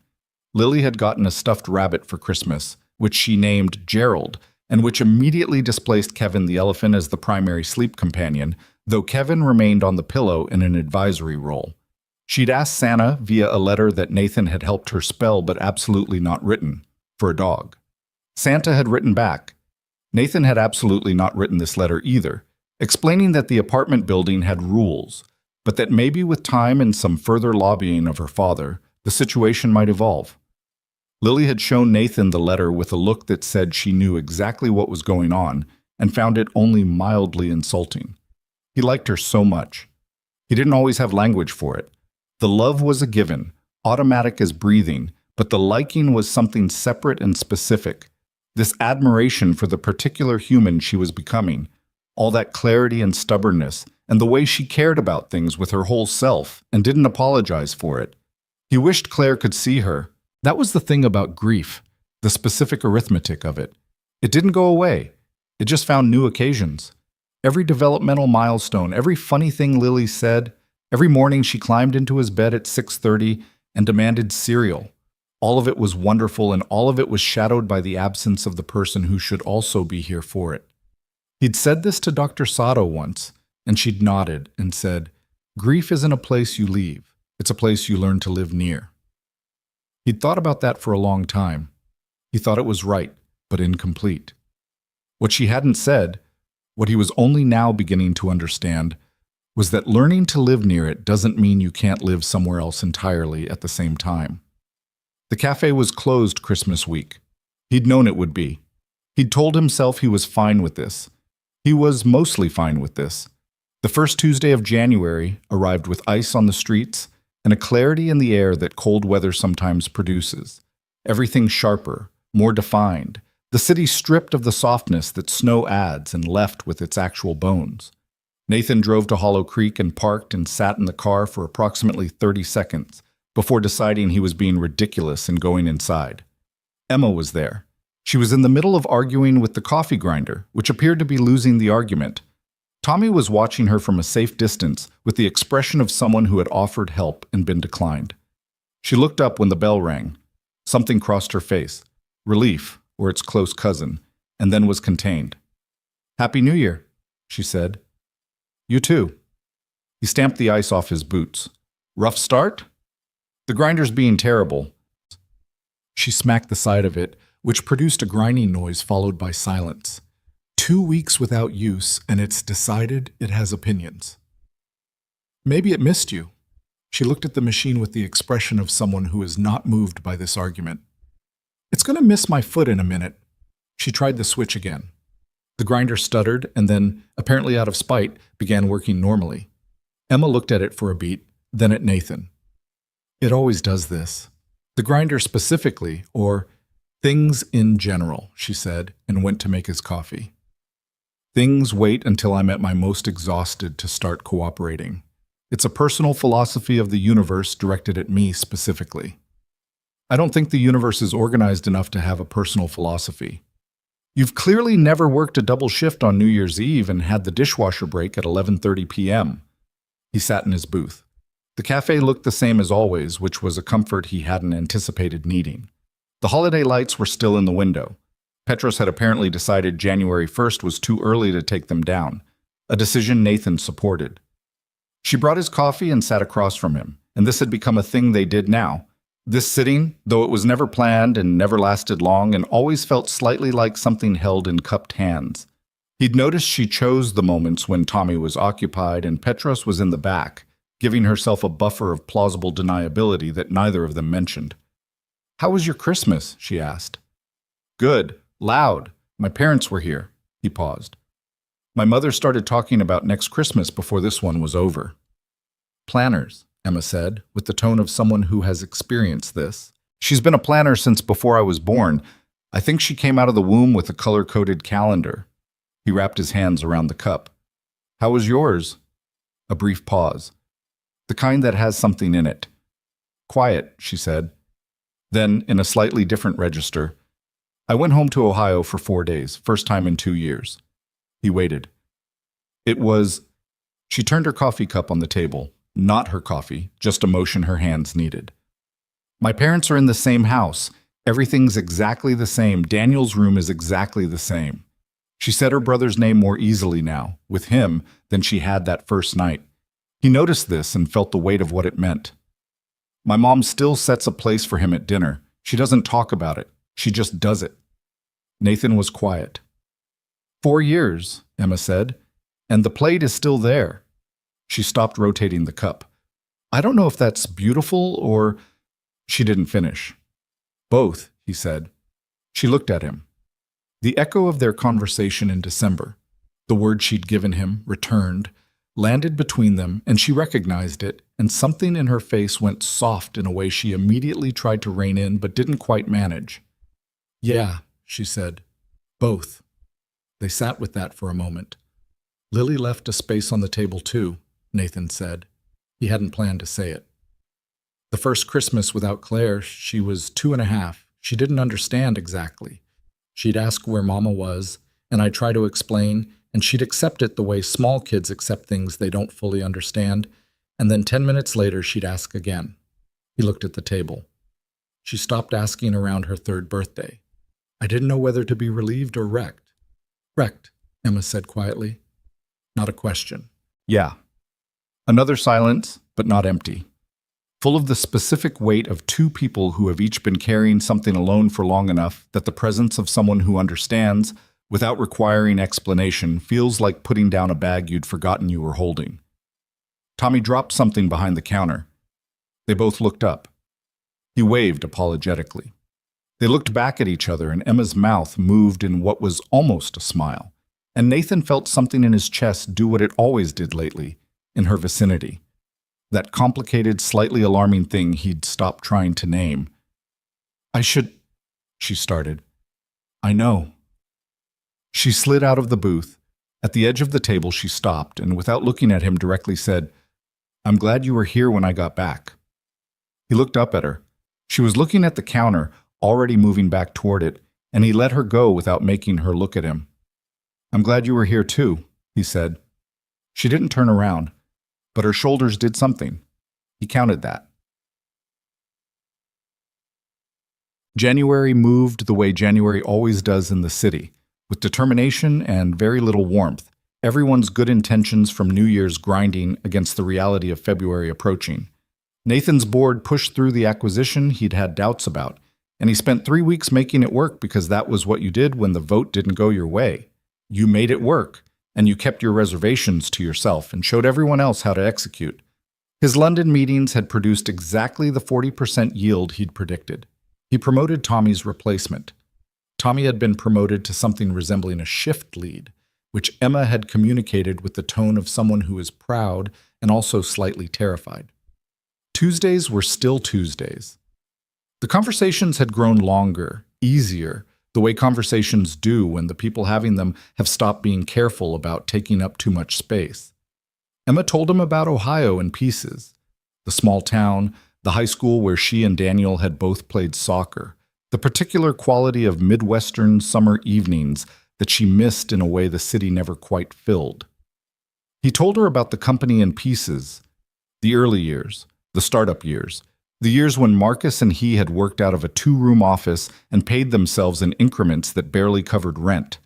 She asked questions that were specific, not impressed by wealth questions, but actually curious ones. She wanted to know what he liked about it, not what it had produced, but what he actually liked day to day. He'd had to think about that one. The problems, he said eventually. There's always a problem that hasn't been solved yet. I like that. You like problems. I like the moment before you solve them. When you can see all the pieces, but the solution isn't clear yet. He paused. It's like, you know there's an answer. You just haven't found the angle yet. And when you find it, everything reorganizes. Emma looked at him steadily. That sounds like you're describing something other than business. He held her gaze. Maybe. She looked away first, but she was almost smiling. He'd told Lily about Emma, in more detail now. Not about the receipts specifically, Lily already knew about those, but about the conversations, the way Tuesday evenings had become something he oriented his week around. Lily had listened with the focused attention of someone taking notes, which, knowing Lily, she possibly was, somewhere in her head. Does she know about me? Lily had asked. She knows I have a daughter. Does she know my name? Lily. That's a yes. She'd nodded, satisfied. Good. I want her to know my name. He hadn't known what to do with that, so he'd made pasta. The last Tuesday of January was unremarkable in every way until it wasn't. Nathan arrived at 5:42 p.m. The cafe was in its usual early evening configuration. A few customers, Tommy behind the register, Petros doing something with a new pastry that he'd been describing for 3 weeks as revolutionary and had not yet produced. Emma was at the far end of the counter, and she glanced up when he came in with the small, specific expression that had become his. He sat in his booth. She brought his coffee. She was about to say something. He could see it in the way she'd paused, weight shifted toward him slightly, when the door opened. Nathan knew before he looked up. Something in Emma's face said it first. Ryan Keller. He was dressed better than the last time. Coat instead of a jacket, something deliberate about it, as if he'd thought about this visit in advance, which he clearly had. He looked around the cafe with the quick assessment of a man who has been rehearsing something and is checking the staging. His eyes found Emma. He smiled, and the smile was the kind that probably worked on people who hadn't seen it enough times to recognize the effort beneath it. Hey, Em. The same greeting as before, casual as if no months had passed. As if the last time she'd said his name, she'd been dismissing him from her workplace. I know. He held up a hand. I'm not here to start anything. I've been thinking about what you said last time. And I wanted to talk, properly. Not like that. Emma had gone very still. She was holding a coffee cloth that she did not need, and her hands were not quite tense, but close to it. Ryan, she said. And even that single syllable had the flatness of something that's been eroded by repetition. This isn't the place. It's never the place. He said it without heat, but there was an edge under it. The frustration of someone who's been patient in the way people are patient when they believe patience will eventually produce the result they want. You don't return calls. You don't, because I don't have anything to say on the phone that I haven't already said in person. You haven't said enough in person. You've just shut the door. He took a step closer to the counter. Tommy, to his credit, had positioned himself about 3 feet away from Emma with the slightly terrified alertness of someone who's trying to decide if this is a situation that requires him to do something. I'm not asking you to forgive me. I know I'm past asking for that. I just want to explain. There are things you don't know about that night. Emma's jaw moved. A small thing, but Nathan saw it. I know everything about that night that I need to know, she said. You don't. Ryan's voice was lower now, more urgent. He leaned against the counter in the way he had before, that posture that declared entitlement to the space. Emma, your brother, don't. The word came out with a force that stopped Ryan mid-sentence. Her voice was still quiet, but the quiet had an edge in it now, the specific edge of someone who has reached the bottom of something. Don't say his name. Not here. Not to me. A silence fell over the cafe with the particular weight of a room that has stopped pretending not to listen. Nathan was already out of the booth. He didn't make a production of it. He simply stood up, walked to the counter, and placed himself slightly to Emma's left. Not between them, not confrontationally, just present. Physically present. A body in a space that said, without saying anything, she is not alone. Ryan looked at him. The calculation in that look was quick and thorough. Who is this? What's his relationship to Emma? What does his presence here mean? Nathan met it without expression. Who's this? Ryan said. A customer, Emma said. He doesn't look like he's getting coffee. Ryan. Emma's voice had steadied again, the way it always did, that bedrock quality that Nathan had come to recognize as one of the truest things about her. She looked at Ryan directly. I've told you this before. I'm telling you again. I don't want to have this conversation. Not today, not next week, not at some better time you're imagining. There isn't a better time. Because you won't give me one. Because there isn't one to give. She set the coffee cloth down. What happened to Daniel? I know you didn't mean it. I know that. I stopped blaming you for not meaning it a long time ago. Her voice was steady, completely steady, and Nathan could only imagine what that cost her. But you were drunk. You made that choice. And Daniel died. And saying you're sorry for 3 years doesn't put those two facts in different order. Ryan's face had changed. The practiced ease had gone out of it, leaving something more honest underneath. Not malicious, just worn. I think about him every day, he said. I know you do. Emma's voice was quieter now. And I think that's why you keep coming back, because you need something from me. Some version of forgiveness that makes it smaller, that lets you carry it differently. She paused. But I can't give you that. And it's not because I'm being cruel. It's because I don't have it to give. I'm still working on the weight of it myself. You wanting me to take your weight too isn't something I can do. The honesty of it settled over the room like cold air. Ryan stood at the counter with his rehearsed conversation in pieces around him, looking at a woman who had just told him something true that he hadn't prepared for. I'm not trying to put it on you, he said, but it was quieter now, less certain. I know you're not trying to, but you are. She held his gaze. I think you should see someone, Ryan, genuinely. Not because you're bad. You're not bad. But you need to put this down somewhere, and I can't be that place. A long silence. Ryan looked at Nathan again. Something moved through his face, a recognition maybe, or something close to it. The recognition of someone who can see what he's looking at, even if he doesn't want to say it. He looked back at Emma. Is he... He gestured vaguely. That's not the conversation we're having, Emma said. Ryan exhaled slowly. He looked at his hands briefly, then back at her. The performance had gone entirely now. He just looked tired. I just wanted you to know I was sorry, he said, and this time it landed differently. Not the apology he'd been rehearsing, but something underneath it, the real one. I know, Emma said, quieter. I've always known that. He nodded once.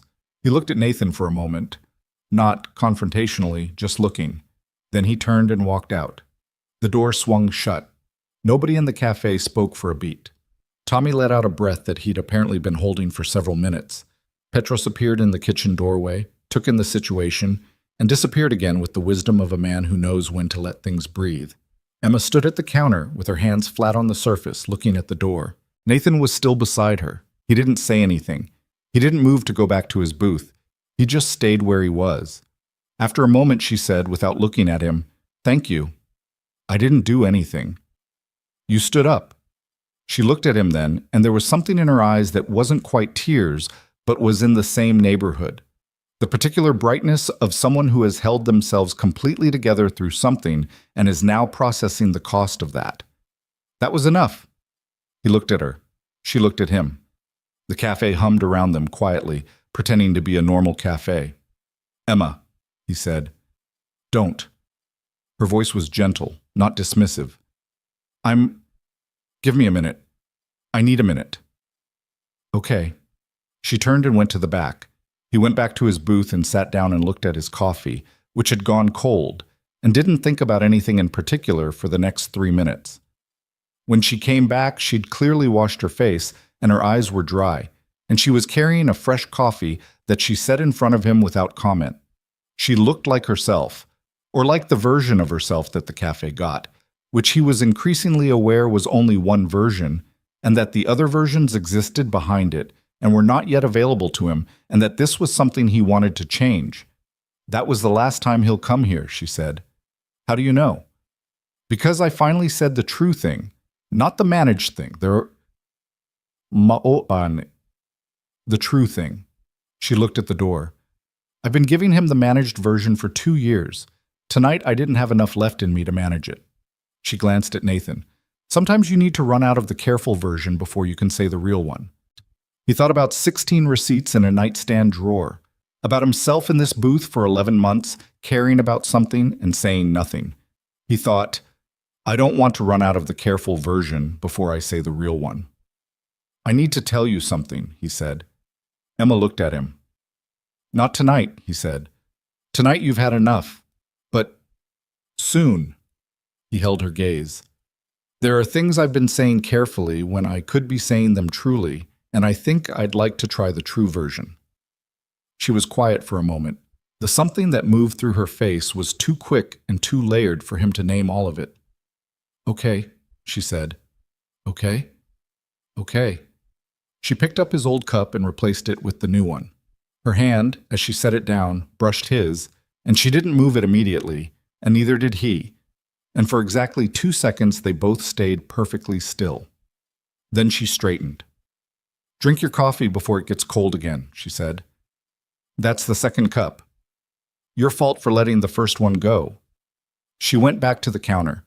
He sat with the warmth of the cup and the warmth of something else, something harder to hold and more important, and he turned it over carefully in his mind the way you turn over something that you don't want to break. He thought about what she'd said. Sometimes you need to run out of the careful version before you can say the real one. He thought about the fact that he had been saying the careful version of himself for 3 years. Careful grief, careful work, careful fatherhood, careful Tuesday evenings that stayed inside their careful category. He thought he might be very close to the edge of the careful version now. The receipt came at the end of the evening, and this time Emma set it on the table and then stood there for a moment, something uncertain in her posture, which was unusual. Emma was rarely uncertain in her body, even when her words were careful. I meant what I said, she told him. What you did tonight, standing there. She looked at the table rather than at him. It mattered. I wanted you to know it mattered. It was easy, he said. You made it easy by being who you are. She looked up at that. Something moved through her face. Good night, Nathan, she said. Good night, Emma. He waited until she'd walked away before unfolding the receipt. The heart was there. And beneath it, in the red ink, the words she'd written while he was gathering his coat and not watching. I think I'm ready for the true version, too. He read it twice. His hands weren't steady. He folded the receipt, but slowly, carefully, the way you handle something you already know you'll keep forever, and tucked it inside his jacket pocket, close to where his heart was doing something complicated and necessary, and for the first time in 3 years, not entirely afraid. He drove home that night with the receipt in his jacket pocket, and the heat turned up too high, and the radio playing something he wasn't listening to. And somewhere on the bridge over the river, he realized his hands had finally stopped being unsteady. That felt significant. He wasn't sure in what direction yet, but significant. The nightstand drawer now held 17 receipts. He'd stopped pretending he wasn't counting. He'd also, sometime in the last few weeks, stopped thinking of the drawer as a secret and started thinking of it as a record. The way certain people keep journals not to process their feelings, but simply to document that something happened, that it was real, that the days accumulated into something that mattered. The receipts were his record of Tuesdays, of Emma, of the slow, ungraceful, completely unplanned process of a man who had decided he was done with one kind of life, discovering that another kind had been available all along, waiting in a corner booth with burned espresso and cracked vinyl and a woman who kept a red pen in her apron. I think I'm ready for the true version too. He read those words in his head approximately 90 times over the following week, which was at least consistent with his established pattern. The problem was not knowing what the true version looked like in practice. He knew what it felt like internally. That loosening in the chest, that specific quality of attention he had only in Emma's presence, the way Tuesday evenings left him different from how they'd found him. But feeling something and knowing how to move with it were, he'd learned, two different skills, and he was considerably more practiced at the first than the second. He talked to Marcus on Wednesday, which he hadn't fully planned, but which happened the way certain conversations do. Over coffee in Marcus's office, during a break between calls, when the guard comes down because you're too tired to maintain it. "There's someone," Nathan said. Marcus looked at him over his cup. He didn't say anything, which was one of the things Nathan had always valued about him, the ability to wait. "At the cafe I go to, on Tuesdays. The neighborhood place." "Yeah," Marcus put his cup down. "How long?" "Since I started going, almost a year." "And you're just now?" "I'm just now," Nathan confirmed. Marcus was quiet for a moment. Outside his office, the company moved at its usual pace. Phones, keyboards, the low murmur of people solving problems with other people's money. "Is she good?" he asked finally. It was the right question. Not who is she or what does she do or any of the demographic questions that people reflexively reach for. Just, is she good? Nathan sat with it for a moment. "Yeah," he said. "She's genuinely good." Marcus nodded slowly. "Then what are you still sitting here for?" Nathan almost said it's complicated, which was the true answer, but also the coward's answer, the answer that used accuracy as a hiding place. Instead, he said, "I don't know how to do this differently than last time, and last time was its own thing," Marcus said, not dismissively, just firmly. "You can't do it the same way. She's not Claire. You're not the same person you were. The whole math is different." "I know. So stop trying to solve for the same answer." Nathan looked at his coffee. He'd gone cold again. That kept happening lately, coffee going cold while he sat and thought, which probably said something about the balance of his inner and outer lives that he didn't have time to fully examine. "Lily likes her," he said. "She hasn't met her, but she likes her." Marcus raised an eyebrow. "Lily has opinions about someone she hasn't met?" "Lily has opinions about everything. This is not new information." A slow smile crossed Marcus's face, the particular smile of a man who has known Nathan for 15 years and has been waiting, without saying so, for precisely this conversation. "Bring her coffee," he said. "What?" "To the cafe. Go in with coffee from somewhere else as a joke, see what she does. Or," he waved a hand, "I don't know, I'm not a romantic, but do something. Stop sitting in the booth every Tuesday having feelings at her without saying anything." "I've been saying things." "You said you kept the receipts. That's not nothing." "It's also not dinner, Nathan." Nathan sat with this. It was irritatingly reasonable. "She gets off at 7 on Tuesdays," he said. He hadn't told Marcus he knew this. He hadn't told anyone he knew this. Marcus looked at him steadily. "Then be there at 7.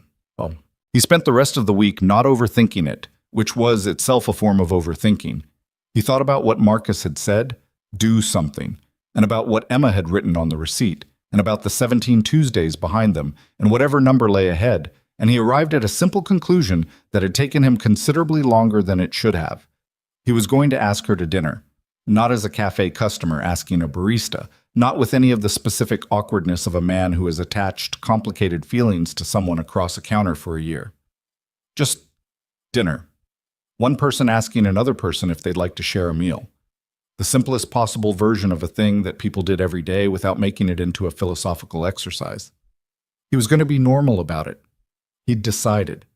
He told Lily. She was in the bath when he told her, which he chose because she couldn't run around the apartment yelling if she was in the bath. She received the information with the frozen intensity of someone who has been waiting for news from a war front. "You're going to ask her to dinner," she repeated. "Yes." "This Tuesday?" "Yes." Lily processed this. Gerald the rabbit was sitting on the bathroom counter, an unlikely witness to the moment. "What if she says no?" Lily asked. "Then she says no. Would you stop going to the cafe?" He thought about this. "No, I'd still go on Tuesdays." "Because of the coffee?" "Because—" He looked at his daughter's serious, bath-damp face. "Because she's my friend, and that matters regardless of the other thing." Lily considered this with the rigor she applied to most important questions. "Okay," she said, "but she's not going to say no." "You don't know that." "I know that she draws you a heart every week." She picked up the bottle of strawberry shampoo. "That's not what you do for someone you're going to say no to." He helped her wash her hair and thought that 5-year-olds should not be this perceptive, and also that he was grateful, specifically and continually, for this one. Tuesday arrived the way things arrive when you've been waiting for them, all at once, slightly before you're ready.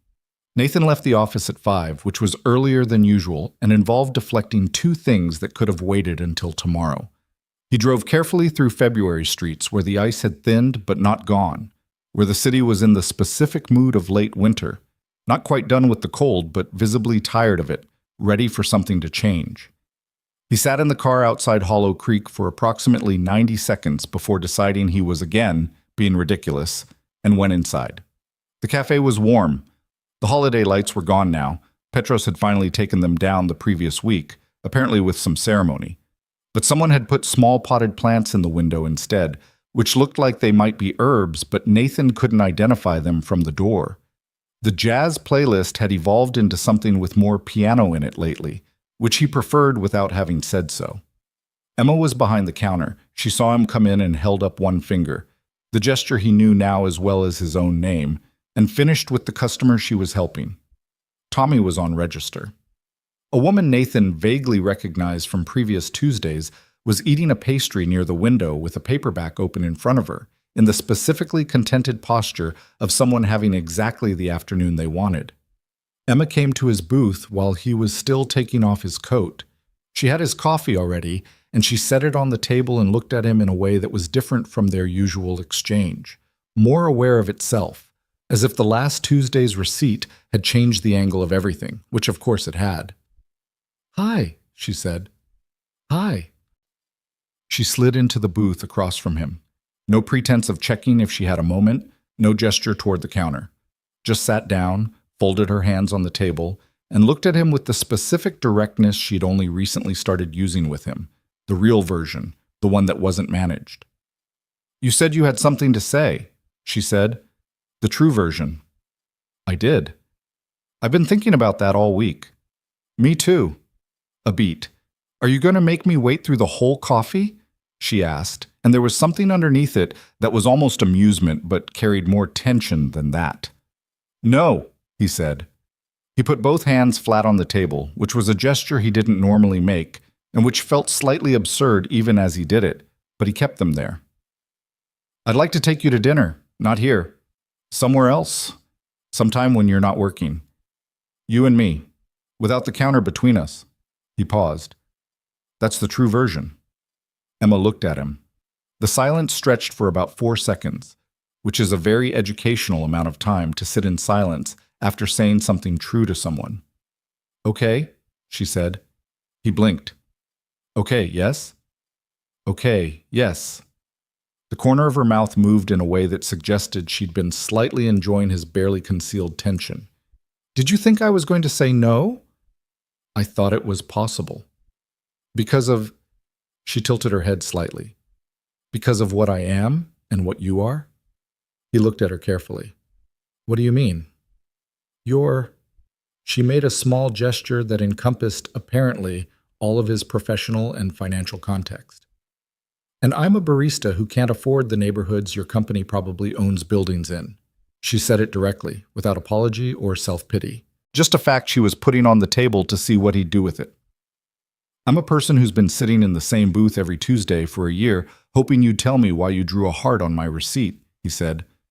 That's a more accurate description of what I am, in this context. Emma was quiet for a moment.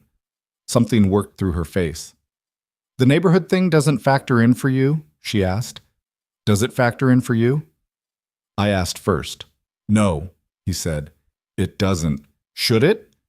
She looked at the table. People in your position usually... Emma. He waited until she looked at him. I don't want to have the conversation about my position. I've had versions of that conversation my whole adult life, and it's never been about me. You're the first person in a long time who's talked to me like I'm just a person. I'd like to keep having that. She held his gaze.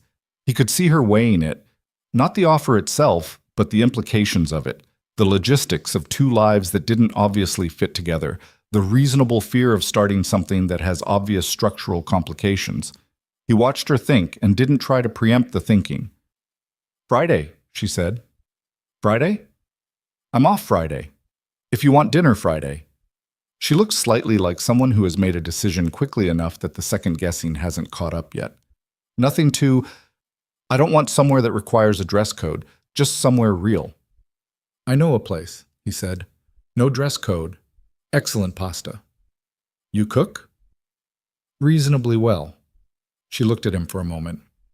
You're suggesting your apartment. I'm suggesting wherever you're comfortable. If that's a restaurant, I'll find one. If you'd rather, your apartment is fine, she said, quickly, like she was getting it out before she thought better of it. It's actually, I'd rather that. Somewhere without an audience. Something warm moved through him. Okay, Friday. Okay. She looked at her hands, then back at him. This is strange, right? We've been talking for almost a year, and this is the part that feels strange. The year of receipts and booth conversations was the easy part, he said. She laughed, and it was the real laugh, the one that reached her eyes first. And he thought, there it is. That's the one. Fair point, she said. She stood up to go back to the counter and then paused, looking at him with an expression he hadn't seen on her before. Open, slightly undefended, not quite managed. For what it's worth, she said, I've been wanting you to ask for a while. I just didn't know how to... She stopped. I draw hearts on paper. I'm not great at the direct version. You seem pretty direct to me. With most things. A beat. Not this. She went back to the counter. He sat with his coffee and the particular quality of the next few minutes. The strange, light-headed clarity that comes when something you've been carrying as a question becomes an answer. Tommy appeared at his elbow approximately 30 seconds later, ostensibly to wipe down the nearby table, but transparently there for another reason. Did she say yes? He asked, not quite quietly enough. Nathan looked at him. Were you listening?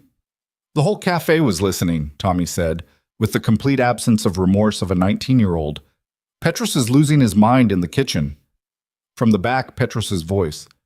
I'm not losing my mind, I'm simply emotional. He's emotional, Tommy confirmed. Nathan looked at the counter where Emma had her back to the room, and her shoulders were doing the thing they did when she was trying not to laugh. He looked back at Tommy. Yes, he said. She said yes. Tommy pumped his fist in a way that was deeply undignified, and then walked away whistling something that was probably meant to be casual. Friday came with a specific quality of winter light. Cold, clear, the sky the particular pale blue of February afternoons when the sun is present, but making no promises about warmth. Nathan had spent Thursday evening in a state of controlled domestic anxiety, cleaning the apartment to a standard that Lily noticed and commented on. Why is everything so clean? She'd asked, looking around with the air of someone who's found a change in their environment and hasn't yet decided if it's concerning. I cleaned. You always clean. This is different. This is like, she scrunched her nose, like company clean. Emma's coming for dinner tomorrow. The way Lily's face moved through its response was one of the more memorable things Nathan had witnessed in recent memory. It went from neutral to processing to something incandescent, all within about 2 seconds. Here? she said. Here? You'll be at Grandma's. Lily had very clearly mixed feelings about this. She wanted to meet Emma. She'd made this want known with the persistence of someone lodging an official complaint. But she also understood, with a sophistication that occasionally unnerved him, that this particular evening was not for her. She wrestled with this quietly for a moment. "Tell her about me," she said finally. "I already have." "Tell her the good things." "All the things I've told her about you are good things." "Tell her I'm funny," she considered, "and smart, and that I named my elephant Kevin. I'll tell her about Kevin and Gerald. Gerald is important. He told her she'd meet Emma when the time was right and she would just have to trust him on the timing." Lily accepted this with the grace of someone filing the disagreement for future reference, but choosing not to pursue it today. His mother had come to take Lily for the evening and had kissed Nathan on the cheek and then looked at him for a moment with the particular look that contained everything she wanted to say and was choosing not to, and said simply, "Have a good dinner." He'd appreciated that more than she knew. Emma arrived at 7:15, which was 15 minutes later than they'd said, and which she'd texted to warn him about at 7:05. "Running late. I'm sorry that the train was..." And then a long ellipsis that ended in just late. "I'm sorry." He'd replied, "It's fine. Take your time." And he'd meant it, which was itself a kind of data point about who he was when he was with her versus who he was in other contexts. The knock at the door produced a moment of complete stillness in which he was aware of his own heartbeat, in a way he found mildly absurd. He opened the door. Emma Brooks was standing in the hallway in a coat he hadn't seen before, dark green, slightly too big for her in a way that looked intentional, with her hair down for the first time he'd seen it, which he wasn't prepared for and had to make a small, rapid internal adjustment to accommodate. She was holding a bottle of wine like it was something she'd grabbed quickly, which he suspected it was, and she had the look of someone who had been slightly nervous on the way here and was making peace with that. "Hi," she said. "Hi." He stepped back. "Come in." She came in and looked around the apartment the way people do when they're in someone's home for the first time. Not invasively, just taking in the geography.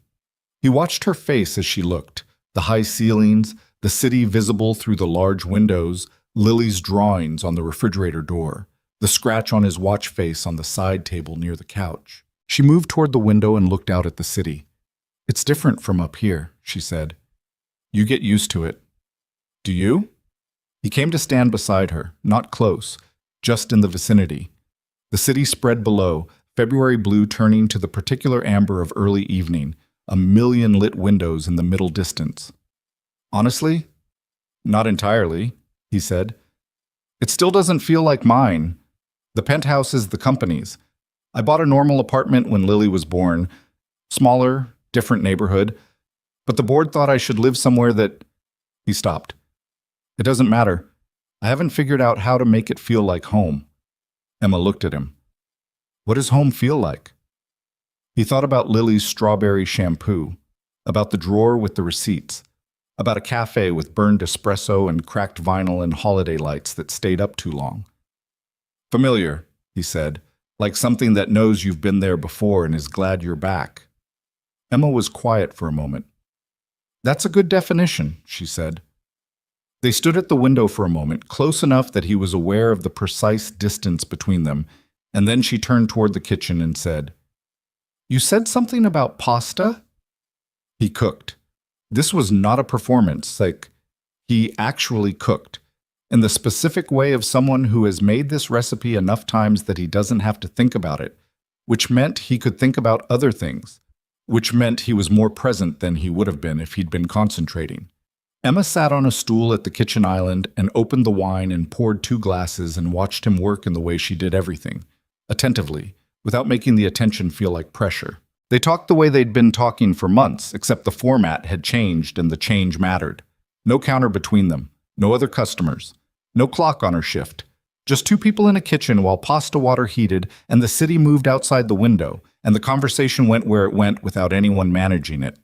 She told him about her first apartment in the city, a studio in a neighborhood that had since become somewhere she could no longer afford, shared with two other women she'd found on the internet, and one of whom had become an actual friend, and one of whom had stolen $40 from her wallet and moved out without notice.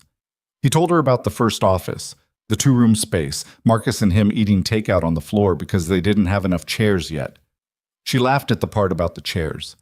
He laughed at the part about the wallet. They talked about Daniel. She told him things she hadn't told him in the cafe, fuller things, the texture of what it had been like to grow up with a brother 4 years older who was fundamentally different from her in most ways, and fundamentally similar in the ones that mattered, who had called her every Sunday from college, who had been better than her at soccer but had always pretended otherwise to preserve her ego, who had developed the heart-drawing habit from a fourth-grade teacher named Mrs. Okafor and kept it so consistently into adulthood that their mother used to buy him red pens in bulk. "I have a box of them," Emma said. "His pens. Red Bics. My mom gave them to me when I left for the city." She turned her wine glass. "I've been drawing with them this whole time." Nathan was still. "The hearts on the receipts, his pens." "Yeah." She looked at him steadily. "I don't know if that changes anything about how it feels. But it's true." He thought about the 17 receipts in the drawer, about what it meant that they'd been drawn with Daniel's pens by Daniel's sister, in the same spirit Daniel would have drawn them. The intention of it, the specific kindness of it, passed forward from a fourth-grade teacher to a boy, to his grieving sister, to a lonely man in a corner booth. "It doesn't change anything," he said. "It adds to it." She nodded, just once, but the nod carried weight. He served the pasta. They ate at the kitchen island rather than the dining table, which seated 12 and was the kind of furniture you bought when you were told to buy furniture appropriate to a certain kind of life, and which Nathan had eaten at alone exactly 3 times. The island was better. The island was actually the right size for this. Emma ate in the way that suggested she'd been genuinely hungry. Not self-consciously, just present with the food. She told him it was excellent. He said it was the same recipe every time. She said that was the point of a good recipe. He agreed. They talked about Lily, and this felt important. Not because he'd avoided it before, but because the context had shifted. Before, Lily had been a piece of information, something Nathan held somewhat carefully. Now Emma already knew about Gerald and Kevin. She already knew about the city map that was better than the regular map. She asked what Lily was like in the mornings, and he laughed before he could stop it. The specific laugh of a parent asked about their child's most challenging quality, and said like a very confident construction worker arriving at a job site who is surprised to find the site needs work. Emma laughed. "Does she know you compare her to a construction worker?" She'd probably take it as a compliment. "She sounds like someone who would." They finished eating. He made coffee. They moved from the island to the couch without planning to, the natural migration of people who have been talking for 3 hours and don't want to stop. The city was fully dark now, all lit windows and the steady, distant murmur of a place that never entirely went quiet. Emma held her coffee cup in both hands and tucked her feet up under her in the corner of the couch. And the ease of it, the unself-consciousness, the fact that she was comfortable enough to do that, settled something in Nathan's chest that had been quietly tense all evening without his full acknowledgement. "Can I ask you something?" she said. "Anything." She looked at her cup. "What do you actually want from this?" She made a small gesture that encompassed the evening, the apartment, the direction they were going. Not the diplomatic version, the true one. He looked at her. "I want Tuesdays to not be enough anymore," he said. She looked up. "I want to know what you're like on Thursdays and Saturdays. I want to know what you think about things when you have time to think about them, not in between customers. I want Lily to meet you, not soon, when it's right, but I want her to meet you because I think she's going to like you as much as she's already decided she does from a distance, which is a lot." He paused. "I want to stop being careful with things that deserve to be said directly." Emma was very still. "That's the true version," he said. A silence. "Okay," she said, which was becoming her word for things she meant completely. "Okay?" She looked at him with that expression, the undefended one, the real one. "I've been coming to work on Tuesdays for almost a year, specifically hoping you'd be there. I stopped being able to remember what Tuesdays felt like before you." She looked at her coffee. That's my true version. He put his cup on the side table. She watched him do it. Emma, he said. Yeah. Can I? He stopped. He'd been about to ask permission for something, which she would probably have thought was either very considerate or very overthought. He let the sentence stop. She leaned forward and closed the distance herself, the way she did most things, decided, once the decision was made, without unnecessary ceremony. It was not a long kiss. It was not dramatic. It was warm and careful and specific. And when they pulled back, she looked at him with the expression of someone who has finally said something they'd been holding for a long time and found, to their own surprise, that the words hadn't broken anything. Still okay, she said. He almost smiled. He did, actually. A real one. Good. She picked her coffee back up and they sat in the city's nighttime quiet, close enough now that the distance had become irrelevant, talking about nothing consequential for another hour in the way that only happens when the consequential things have already been said. When she left at 11, he walked her to the door and she stood in the hallway in the too large green coat and looked at him with one hand on the wall, the ease of the evening still in her face. Same time next Tuesday? She said. Same time. And maybe Friday again. And maybe Friday again. She nodded once, turned to go, stopped, turned back. She looked at him with something he hadn't quite seen on her before, a kind of nakedness, not in the vulnerable sense, but in the sense of something set down. I'm glad you didn't throw away the first one, she said. He knew exactly what she meant. Me too. She went down the hallway. He closed the door and stood with his back against it in the quiet apartment. And the quiet didn't sound like what it used to. It sounded like the before side of something, the pause before a note resolves, and he stood in it for a moment with the specific feeling of a man who has finally stopped being afraid of the direction he's moving in. He went to the nightstand, opened the drawer. 17 small folded receipts in order. He looked at them for a long time. Then he went to his desk and found a piece of paper. And he sat down and, something he hadn't done in a very long time, he began to write something that was not a contract or a memo or a response to a problem. Just words to himself about what the evening had been, about what the year had been, about 17 receipts and a red pen and a man who had almost thrown away the first one. He wrote until past midnight, and when he was done, the quiet apartment felt less like an absence and more like a room that someone was about to come back to. That was enough. For tonight, that was more than enough. The weeks after that Friday had a different texture than the weeks before it. Nathan noticed this the way you notice a change in your own handwriting. Not until you're looking at it directly, and then obvious. The days didn't move differently. The work didn't lighten. Lily still woke up at 6:15 with the determination of someone who has places to be and opinions about cereal. But the shape of the week had changed. It had a structure now that it hadn't had before. Not just Tuesdays, but the knowledge that Tuesday was coming, that Friday was possible, that the space between was not just waiting, but the ordinary texture of a life that had somewhere to go. He didn't know how to explain this to anyone in a way that didn't sound smaller than it was. So mostly he didn't explain it. He just lived it, quietly, the way you live the things that matter most, without announcing them, without being entirely sure they're real yet, handling them carefully the way you'd carry something full. Emma, for her part, moved into this new configuration the way she moved into most things, without drama, with attention, not entirely certain, but willing. The Friday dinners became a pattern. Not every week. Her schedule was inconsistent, and Nathan traveled twice in February, and once she had a family thing she mentioned briefly and didn't elaborate on, but often enough that his kitchen started to feel like a place two people used rather than one person passed through.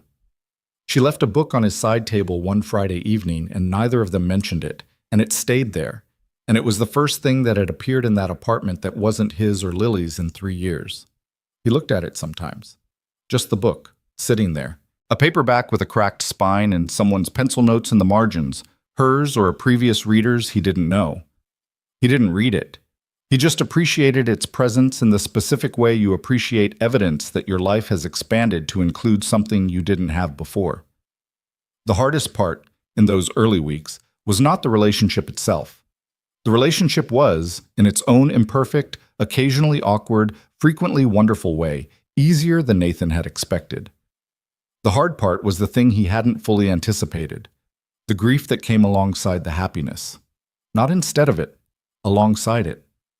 He called Dr. Sato on a Wednesday in late February, something he did once a month and had been doing since Claire died. She was a small woman in her 60s who wore reading glasses on a chain around her neck and had an office with a plant that had been the same size for 3 years. And Nathan had told her things in that office that he hadn't told anyone else. He told her about Emma now, about the receipts and the Tuesdays and the Friday dinners, about the book on the side table. Dr. Sato listened. She had a way of listening that felt active, like she was doing something with what you said rather than just storing it. "How does it feel?" she asked when he'd finished. "Good," he said. "Mostly good." And he stopped. She waited. "I keep thinking about Claire," he said. "Not in a—" he was careful with the words, "not in a way that feels like I'm choosing wrong. More like I'm aware of her absence more specifically. Before the absence was general. Now it has a shape." Dr. Sato nodded slowly. "That's not uncommon," she said. "When we build new attachments, we often experience a secondary grief alongside the happiness. It's not contradiction. It's completeness." "She would have liked Emma," he said. He hadn't planned to say it. He said it the way you say things in that office, because they're true and there's room for them. "What makes you think so?" "Because Emma's direct. Claire valued direct. She had no patience for people who talked around things." He looked at the plant on the windowsill. Emma also would have driven her crazy sometimes because they would have had the same stubbornness pointed in different directions. They would have argued about something stupid and then been fine. Dr. Sato almost smiled. "That's a specific picture." "I've been thinking about it." "That's healthy," she said. "The ability to imagine them in the same world rather than only in separate compartments. That's integration. That's not disloyalty, Nathan. It's wholeness." He sat with that for the rest of the session and for most of the drive home. Wholeness. He turned the word over. He'd been operating for 3 years with the assumption that wholeness was something that had happened once and been interrupted, something he'd been before April of that year and had not been since. He hadn't considered that wholeness might be something you rebuild, imperfectly, with different material, into a different shape than before. That the new shape might not look like the old one and still be whole. He thought about this while making pasta that Thursday evening. With Lily sitting at the island doing homework, she was clearly approaching with minimum viable effort, and the thought felt like something settling, something that had been slightly off-center for a long time, finding a better position. "Dad," Lily said. "Is Emma your girlfriend?" He stirred the sauce. "Where did you hear that word?" "I'm 5, not an infant." She put down her pencil. "Is she?" He thought about how to answer this and decided on the direct version, which he'd been practicing. "I don't know exactly what word we'd use," he said, "but she's someone I care about more than a friend." Lily received this information with the seriousness it deserved. "When do I get to meet her?" "Soon." "You keep saying soon." "Because it keeps being true. I'm working on when." "Work faster," Lily said, and picked up her pencil. The when arrived, as these things often do, not through planning, but through accident. It was a Saturday in March, and Nathan had not expected to be at Hollow Creek on a Saturday. But Lily had a birthday party for a classmate in the afternoon, a chaotic affair involving a bouncy castle and what Nathan understood to be an ambitious face-painting situation. And the venue was 3 blocks from the cafe, and he dropped Lily off and found himself with 90 minutes and the particular aimless energy of a parent who has nowhere to be for a fixed and specific time. He went to the cafe. He hadn't thought about whether Emma would be working Saturdays. It was the kind of thing he should probably have known by now, but had been operating without because Tuesdays were Tuesdays, and the other days of her schedule were information he'd been careful not to be too curious about, in the way you're careful with a thing you don't want to seem like you're tracking. She was there. She was behind the counter with her back to the door when he came in, and she turned at the bell and stopped when she saw him in the specific way of someone who did not expect to see a particular face. "Saturday," she said. "Lily has a birthday party." He gestured in the general direction. bouncy castle situation. And you came here. Apparently, he looked around the cafe, which was more populated on a Saturday than it was on Tuesday evenings. Families, a group of college students, an older couple sharing a single pastry in the manner of people who have been together long enough to have established division protocols. Should I not? Sit down, Emma said. Don't be weird about it. He sat in his booth. The booth, which on some level he'd started to think of as his, which was ridiculous for a booth in a public cafe, and also not entirely ridiculous given the number of Tuesdays it had held him. He sat in it on a Saturday, and it felt slightly different. A familiar place at an unfamiliar angle, like hearing a song played in a new key. Emma brought his coffee herself, which she didn't have to do. A teenage girl he didn't recognize was working register today. And she stood at the table in the way that said she had a minute. "How long do you have?" she asked. 90 minutes. 85 now. She slid into the booth, a Saturday version of the Tuesday habit, which felt like something evolving into something else, categories softening. She looked at him with the ease that had developed between them since the Friday dinners. A new ease, less careful, more specific. "I want to ask you something," she said. "Ask." "When do I get to meet Lily?" He looked at her. "Not," she held up a hand slightly, "not because I'm pressuring anything. I'm not. I know it's complicated, and she's 5, and that's a whole different—" She stopped, tried again. "She's the most important part of your life. And I want to know you, actually know you, not just the Tuesday and Friday version." She met his eyes. "And I think you want that too. But we keep not talking about it." He was quiet for a moment. She was right, and they both knew it. He'd been holding the two halves of his life with a care that had started necessary and continued from habit, and habit had started to look a little like avoidance if you examined it honestly. "Next Saturday," he said. Emma looked slightly surprised, as if she'd been prepared for more negotiation. "Yeah? There's a farmer's market near the park. She likes it. The woman with the honey samples has been her friend for 6 months. He held Emma's gaze. "If you're free." "I'm free next Saturday." "Then next Saturday." A beat. "Was that so hard?" Emma asked. "Somewhat, yes." She smiled at that, the real one, the one that led with the eyes. "I'm nervous too, for what it's worth." "You don't seem nervous. I'm very good at seeming not nervous. It's one of my primary skills." She put her hands flat on the table. "What if she doesn't like me?" "She already likes you." "She doesn't know me." "She knows about you. There's a distinction, but it's not as large as you're thinking." He looked at her steadily. "She named your receipts." Emma blinked. She calls them Emma's hearts. She's been asking about them since she was 4. He paused. "She found the first few when she was going through my jacket pocket looking for a gummy bear I'd promised her." Emma stared at him. "You told me that story. You said she found some receipts. I didn't tell you what she called them afterward." A silence. Something moved through Emma's face that she didn't manage to contain. Something that went from surprise to something warmer. Something that had to do with being a person who has been known without realizing it. Her eyes did the thing they'd done the night he told her he'd kept every receipt. Not quite tears, but the territory adjacent. "Emma's hearts," she said. "She'll probably tell you this herself next Saturday. I'm telling you now so you're not caught off guard." She nodded very slowly. She looked at the table. She was quiet for a moment, and he let the quiet be what it needed to be.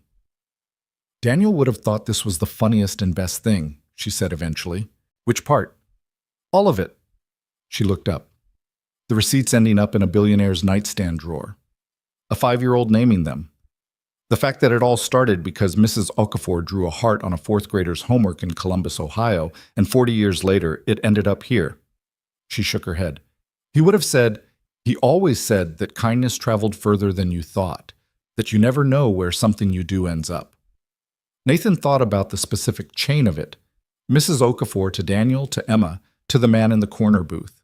A small red heart, drawn in 4th grade, multiplied across years and grief and distance into 17, now more, folded receipts in a nightstand drawer. He was right, Nathan said. He usually was. She said it with the particular smile that belonged to Daniel. A little sad, mostly warm, the smile of someone who has integrated in absence. He would have liked you, she added. I told you that before. I'll keep telling you because it's true. I think I would have liked him too. She looked at him for a moment. I know, she said. The farmer's market Saturday arrived with the kind of early spring day that felt like an argument for continuing to live in the city. Cool enough to need a jacket, clear enough that the sky looked freshly painted, the park trees with the specific pale green of new leaves that only lasts about 2 weeks before deepening into full summer. Lily wore her purple jacket, the one with the rabbit embroidery that she'd chosen herself and that Nathan had learned not to comment on. She had Gerald tucked under her arm, which she did on important occasions, apparently for moral support, and she had the particular expression of a child who has received information about an event and formed detailed expectations about it. Nathan had said, Emma's going to meet us at the market. Lily had said, okay. Then approximately 4 seconds later, what should I wear? He'd said whatever she liked. She'd selected the rabbit jacket. He took this as a sign that she understood the significance of the occasion. Emma was already at the market entrance when they arrived, and this detail mattered to Nathan afterward when he thought back on it. She'd arrived first, which was the kind of thing that looks small and isn't. She'd arrived first and was standing with her hands in her coat pockets looking at a flower stand across the path, and when she heard them coming, she turned. And her face when she saw Lily was an expression Nathan had not seen on her before, open and slightly overwhelmed in a way she hadn't prepared for. The way you sometimes aren't prepared for a child's specific reality to be more fully present than you'd imagined. Lily looked at Emma with the comprehensive assessment she gave new information. You're Emma, she said. I am, Emma said. You're Lily. Yes. A beat. That's Gerald. She held up the rabbit. He comes to important things. Emma looked at Gerald with the seriousness the introduction deserved. It's good to meet you, Gerald. He doesn't talk, Lily clarified, but he listens. Good quality in a companion, Emma said. Lily considered this and then, in the specific way of children who have decided something without warning, without transition, without anyone planning it, she reached out and took Emma's hand. Just took it. The way she took Nathan's hand when they walked somewhere, automatic, like it was simply the right thing for the configuration. Emma looked down at the small hand in hers and then up at Nathan, with an expression he could not have described accurately if asked, and did not try to. He looked back at her and shrugged slightly, which was the only honest response he had. They walked into the market. The next 2 hours were not cinematic. They were not perfectly orchestrated. Lily talked constantly, which was her default setting, and covered topics ranging from Gerald's position on honey samples to a detailed theory she'd developed about why clouds were slower than birds. And Emma listened to all of it with the specific quality of attention that Lily, who was, at 5, already excellent at detecting the difference between genuine and performed interest, clearly registered, because her behavior with Emma had the ease of someone who has been heard. They stopped at the honey stand. The woman who ran it, Mrs. Papadakis, was in her 70s and had been Lily's friend for months, in the sincere way that some older adults become friends with specific children. Mrs. Papadakis offered samples with a small wooden stick and asked Emma if she was Lily's new friend, and Emma said yes, and Lily said Emma was her dad's friend, a distinction she made with a diplomatic care that told Nathan she'd given some thought to how to describe this. They ate pastries from a bakery stand that Lily chose by a process of evaluation that took 4 minutes and involved 2 return visits before a final decision. Emma and Nathan stood beside each other while Lily conducted her assessment, close enough that their arms were almost touching, and Emma said quietly, without looking at him, "She's exactly how I imagined her." "Is she what you expected?" "No, she's more." She watched Lily finally point decisively at a cinnamon roll the size of her head. "She's a whole person." "She's been a whole person since she was about 18 months old. It was mildly terrifying." Emma laughed softly. "You did good." He didn't say anything. He wasn't sure he'd done it. Lily felt more like something that had happened to him, fully formed, than something he'd built. But he accepted the words because Emma meant them. And because on certain mornings when Lily was at the kitchen island explaining her theories about clouds to her cereal, he thought he might have done something right after all. Walking back through the market later, Lily between them with the enormous cinnamon roll making significant progress, she said, not to either of them in particular, just to the air. "Emma, do you know about Dad's drawer?" Emma glanced at Nathan. He looked at the sky. "What drawer?" she said. "The nightstand one, with all the papers." A pause. "Tell me about the papers," Emma said, with a tone so perfectly neutral it was almost an art form. "He has all your hearts. He keeps them in there." Lily licked cinnamon off her thumb with total satisfaction. "From every Tuesday. He says he didn't mean to keep them, but he kept them anyway." Emma looked at Nathan. He continued looking at the sky, which was not helping him. "I know about the papers," Emma said. Lily looked up at her. "Did he tell you?" "He did." "Good." She took another bite of the cinnamon roll, considering. "I told him he should ask you about them, but he took a really long time." "He did," Emma agreed, "but he got there. I helped." "I believe that." Lily nodded, satisfied. She reached up and took both their hands simultaneously, the way children do when they're walking between two adults, the complete naturalness of it, the full confidence that hands are available for the taking. And she walked between them through the farmer's market on a March Saturday with Gerald tucked under her arm, eating her cinnamon roll, occasionally sharing a piece of her cloud theory with whoever seemed to be listening. Nathan looked across the top of Lily's head at Emma. Emma looked back at him. Neither of them said anything.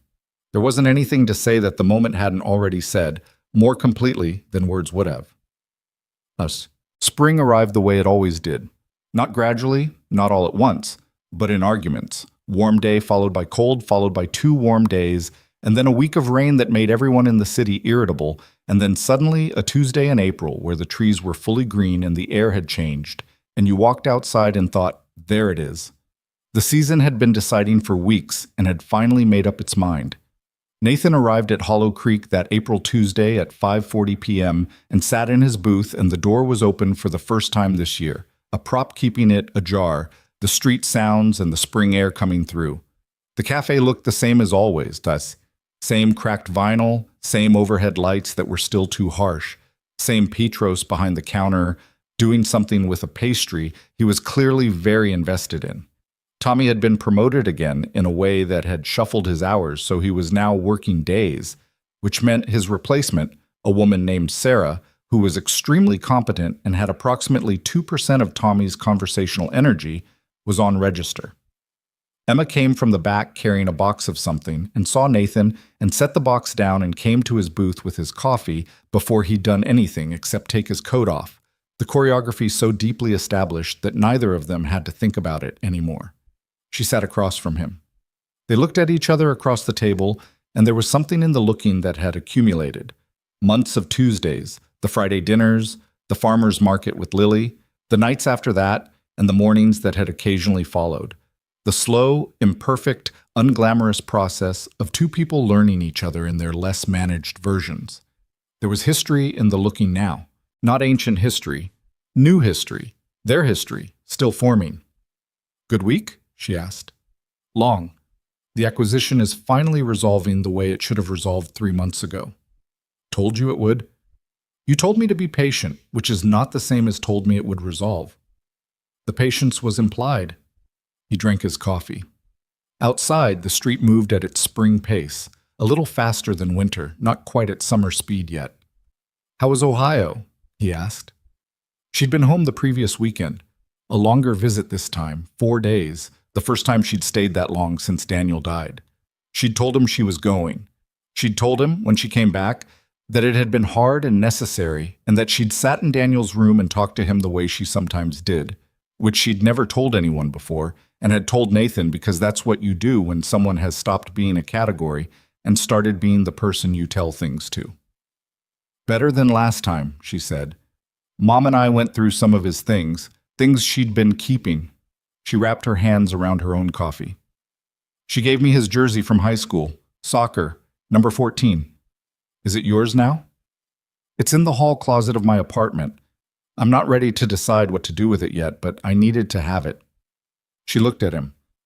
Progress comes in strange shapes. It does. I talked to my mom about us, about you. She said it with the slight self-consciousness of someone reporting something that was larger in the doing than it appears in the telling. She wants to see a picture. I said you're on Forbes. She can Google it. She said that doesn't count. Smart woman. Infuriatingly so. Emma looked at the table. She said he sounds kind. I told her the receipt story, the whole version. Mrs. Okafor and Daniel, and then me, and then you keeping them. She looked up. She cried. Nathan was quiet. She said Daniel would have loved it, Emma said, that he would have said it was proof. A pause. I asked proof of what? She said, of the thing he always believed, that what you put out comes back eventually. Sometimes in people. Sometimes in the last place you'd think to look. The afternoon cafe hummed around them. Petros achieved whatever he'd been trying to achieve with the pastry and said something to himself in Greek that sounded satisfied. The spring air came through the propped door. Nathan said, after a moment, I want to meet her. Emma looked at him. My mom. When it feels right, if you want that. He held her gaze. I'm not setting a timeline, but I want you to know that it's something I want. Because she raised you and she loved Daniel and she sounds like someone I'd like to know. Emma looked at him for a long time. Okay, she said. Soft. The real version of okay, not the quick one. Okay. She sat with her coffee for a moment and then, with the particular decisiveness that was one of her truest qualities, the thing underneath the steadiness, the thing that actually moved her when she was done being careful, she reached across the table and put her hand over his. No preamble. No announcement. Just her hand on his, on the table in the cafe in the spring afternoon. Nathan, she said. Yeah. I love you. The words landed simply, without decoration, the way the true things usually do. Not at a dramatic moment, not with a sunset or a carefully chosen restaurant. In a corner booth on a Tuesday afternoon in a cafe that smelled like burned espresso, with someone else's playlist coming through the speakers, and Petros talking to himself in the background. He turned his hand over under hers. I love you too, he said. She nodded, once, like something confirmed. Not surprised. Confirmed. Like she'd been carrying the knowledge and was glad to have it acknowledged. Good, she said. You sound like Lily. I'm going to take that as a compliment. It is one, Alshi. There's a particular thing that happens, Nathan had come to understand, when you stop waiting for your life to return to something it used to be and start looking at what it actually is. It doesn't happen at once. It doesn't happen at a specific moment you can point to later and say, there, that was when. It happens the way seasons change, through accumulation, through ordinary days, through the specific weight of time spent with the right people in the right rooms. He understood this more fully on a Tuesday evening in May, about 3 months after the first Friday dinner, sitting in his booth at Hollow Creek with the door open to the warm evening, and Emma bringing his coffee and Lily, who was with him on this particular Tuesday, because her school had a professional development day and his parents weren't available, and Emma had said casually, perfectly casually, she can just come to the cafe, sitting across from him eating a brown butter pastry with the focused dedication she brought to pastries she considered worth the attention. Lily had been in the cafe for 40 minutes and had already formed opinions about the espresso machine, had a conversation with Petros about rabbits that had gone longer than Nathan would have predicted, and had given Sarah a thorough assessment of the pastry case that Sarah had received with impressive grace. She was eating the pastry now. She looked to Nathan, entirely at home. Emma came to the table and looked at the two of them. The man in the corner booth, the small girl with the rabbit-embroidered jacket, leaving cinnamon sugar on the receipt he hadn't touched yet, and she had an expression on her face that she didn't bother to manage. How's the pastry? She asked Lily. Very good. Second best thing here. Emma raised an eyebrow. What's the first? Lily pointed at Nathan. Dad. But you're third. I'm flattered to place. You're close to second, Lily said generously. I'm still deciding. Emma looked at Nathan. He looked back at her. Something was alive in her face, something that was warm and real and faintly amazed, the expression of someone who has found themselves somewhere better than they planned. He thought about Mrs. Okafor, about a fourth-grade classroom in Ohio and a teacher who drew a heart on a child's paper and set something in motion that traveled 20-something years through a boy's whole life and his death and his sister's grief and a city she moved to and a cafe she worked in and a man who almost threw away a receipt. He thought about how nothing important announces itself, how the things that change your life show up in ordinary packaging.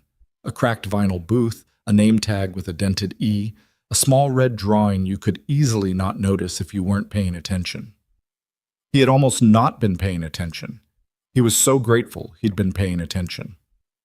Later that evening, after Lily had fallen asleep on the cafe couch that Petros had produced from somewhere with the fanfare of a man who has been waiting for an occasion to deploy it, Emma sat beside Nathan in the booth with the empty cafe around them and the warm May evening through the open door, and she pulled a receipt from her apron. She set it on the table.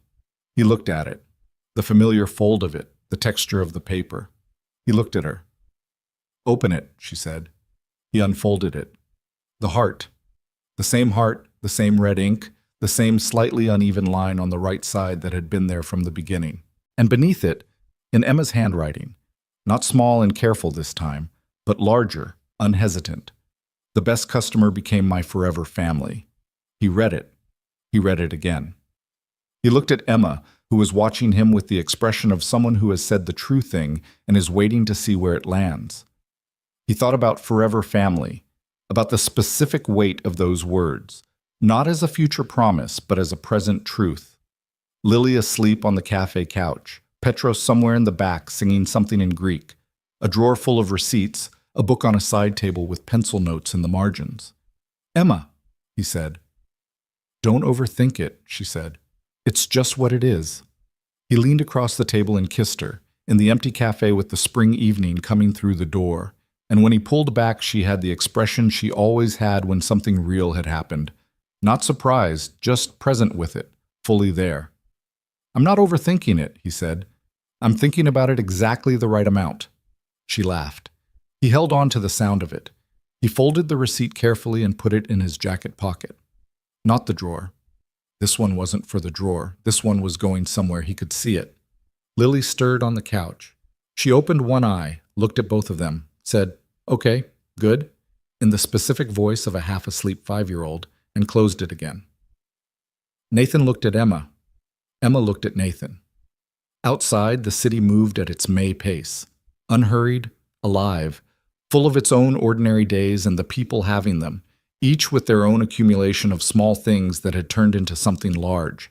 Somewhere in there, a fourth-grade teacher who had no idea, a boy who had grown into someone who drew hearts on everything, a woman who had carried his pens across a country and kept drawing because it was the one way she knew to say, "You are not invisible, you matter, someone is here," and a man who had almost thrown away the first receipt.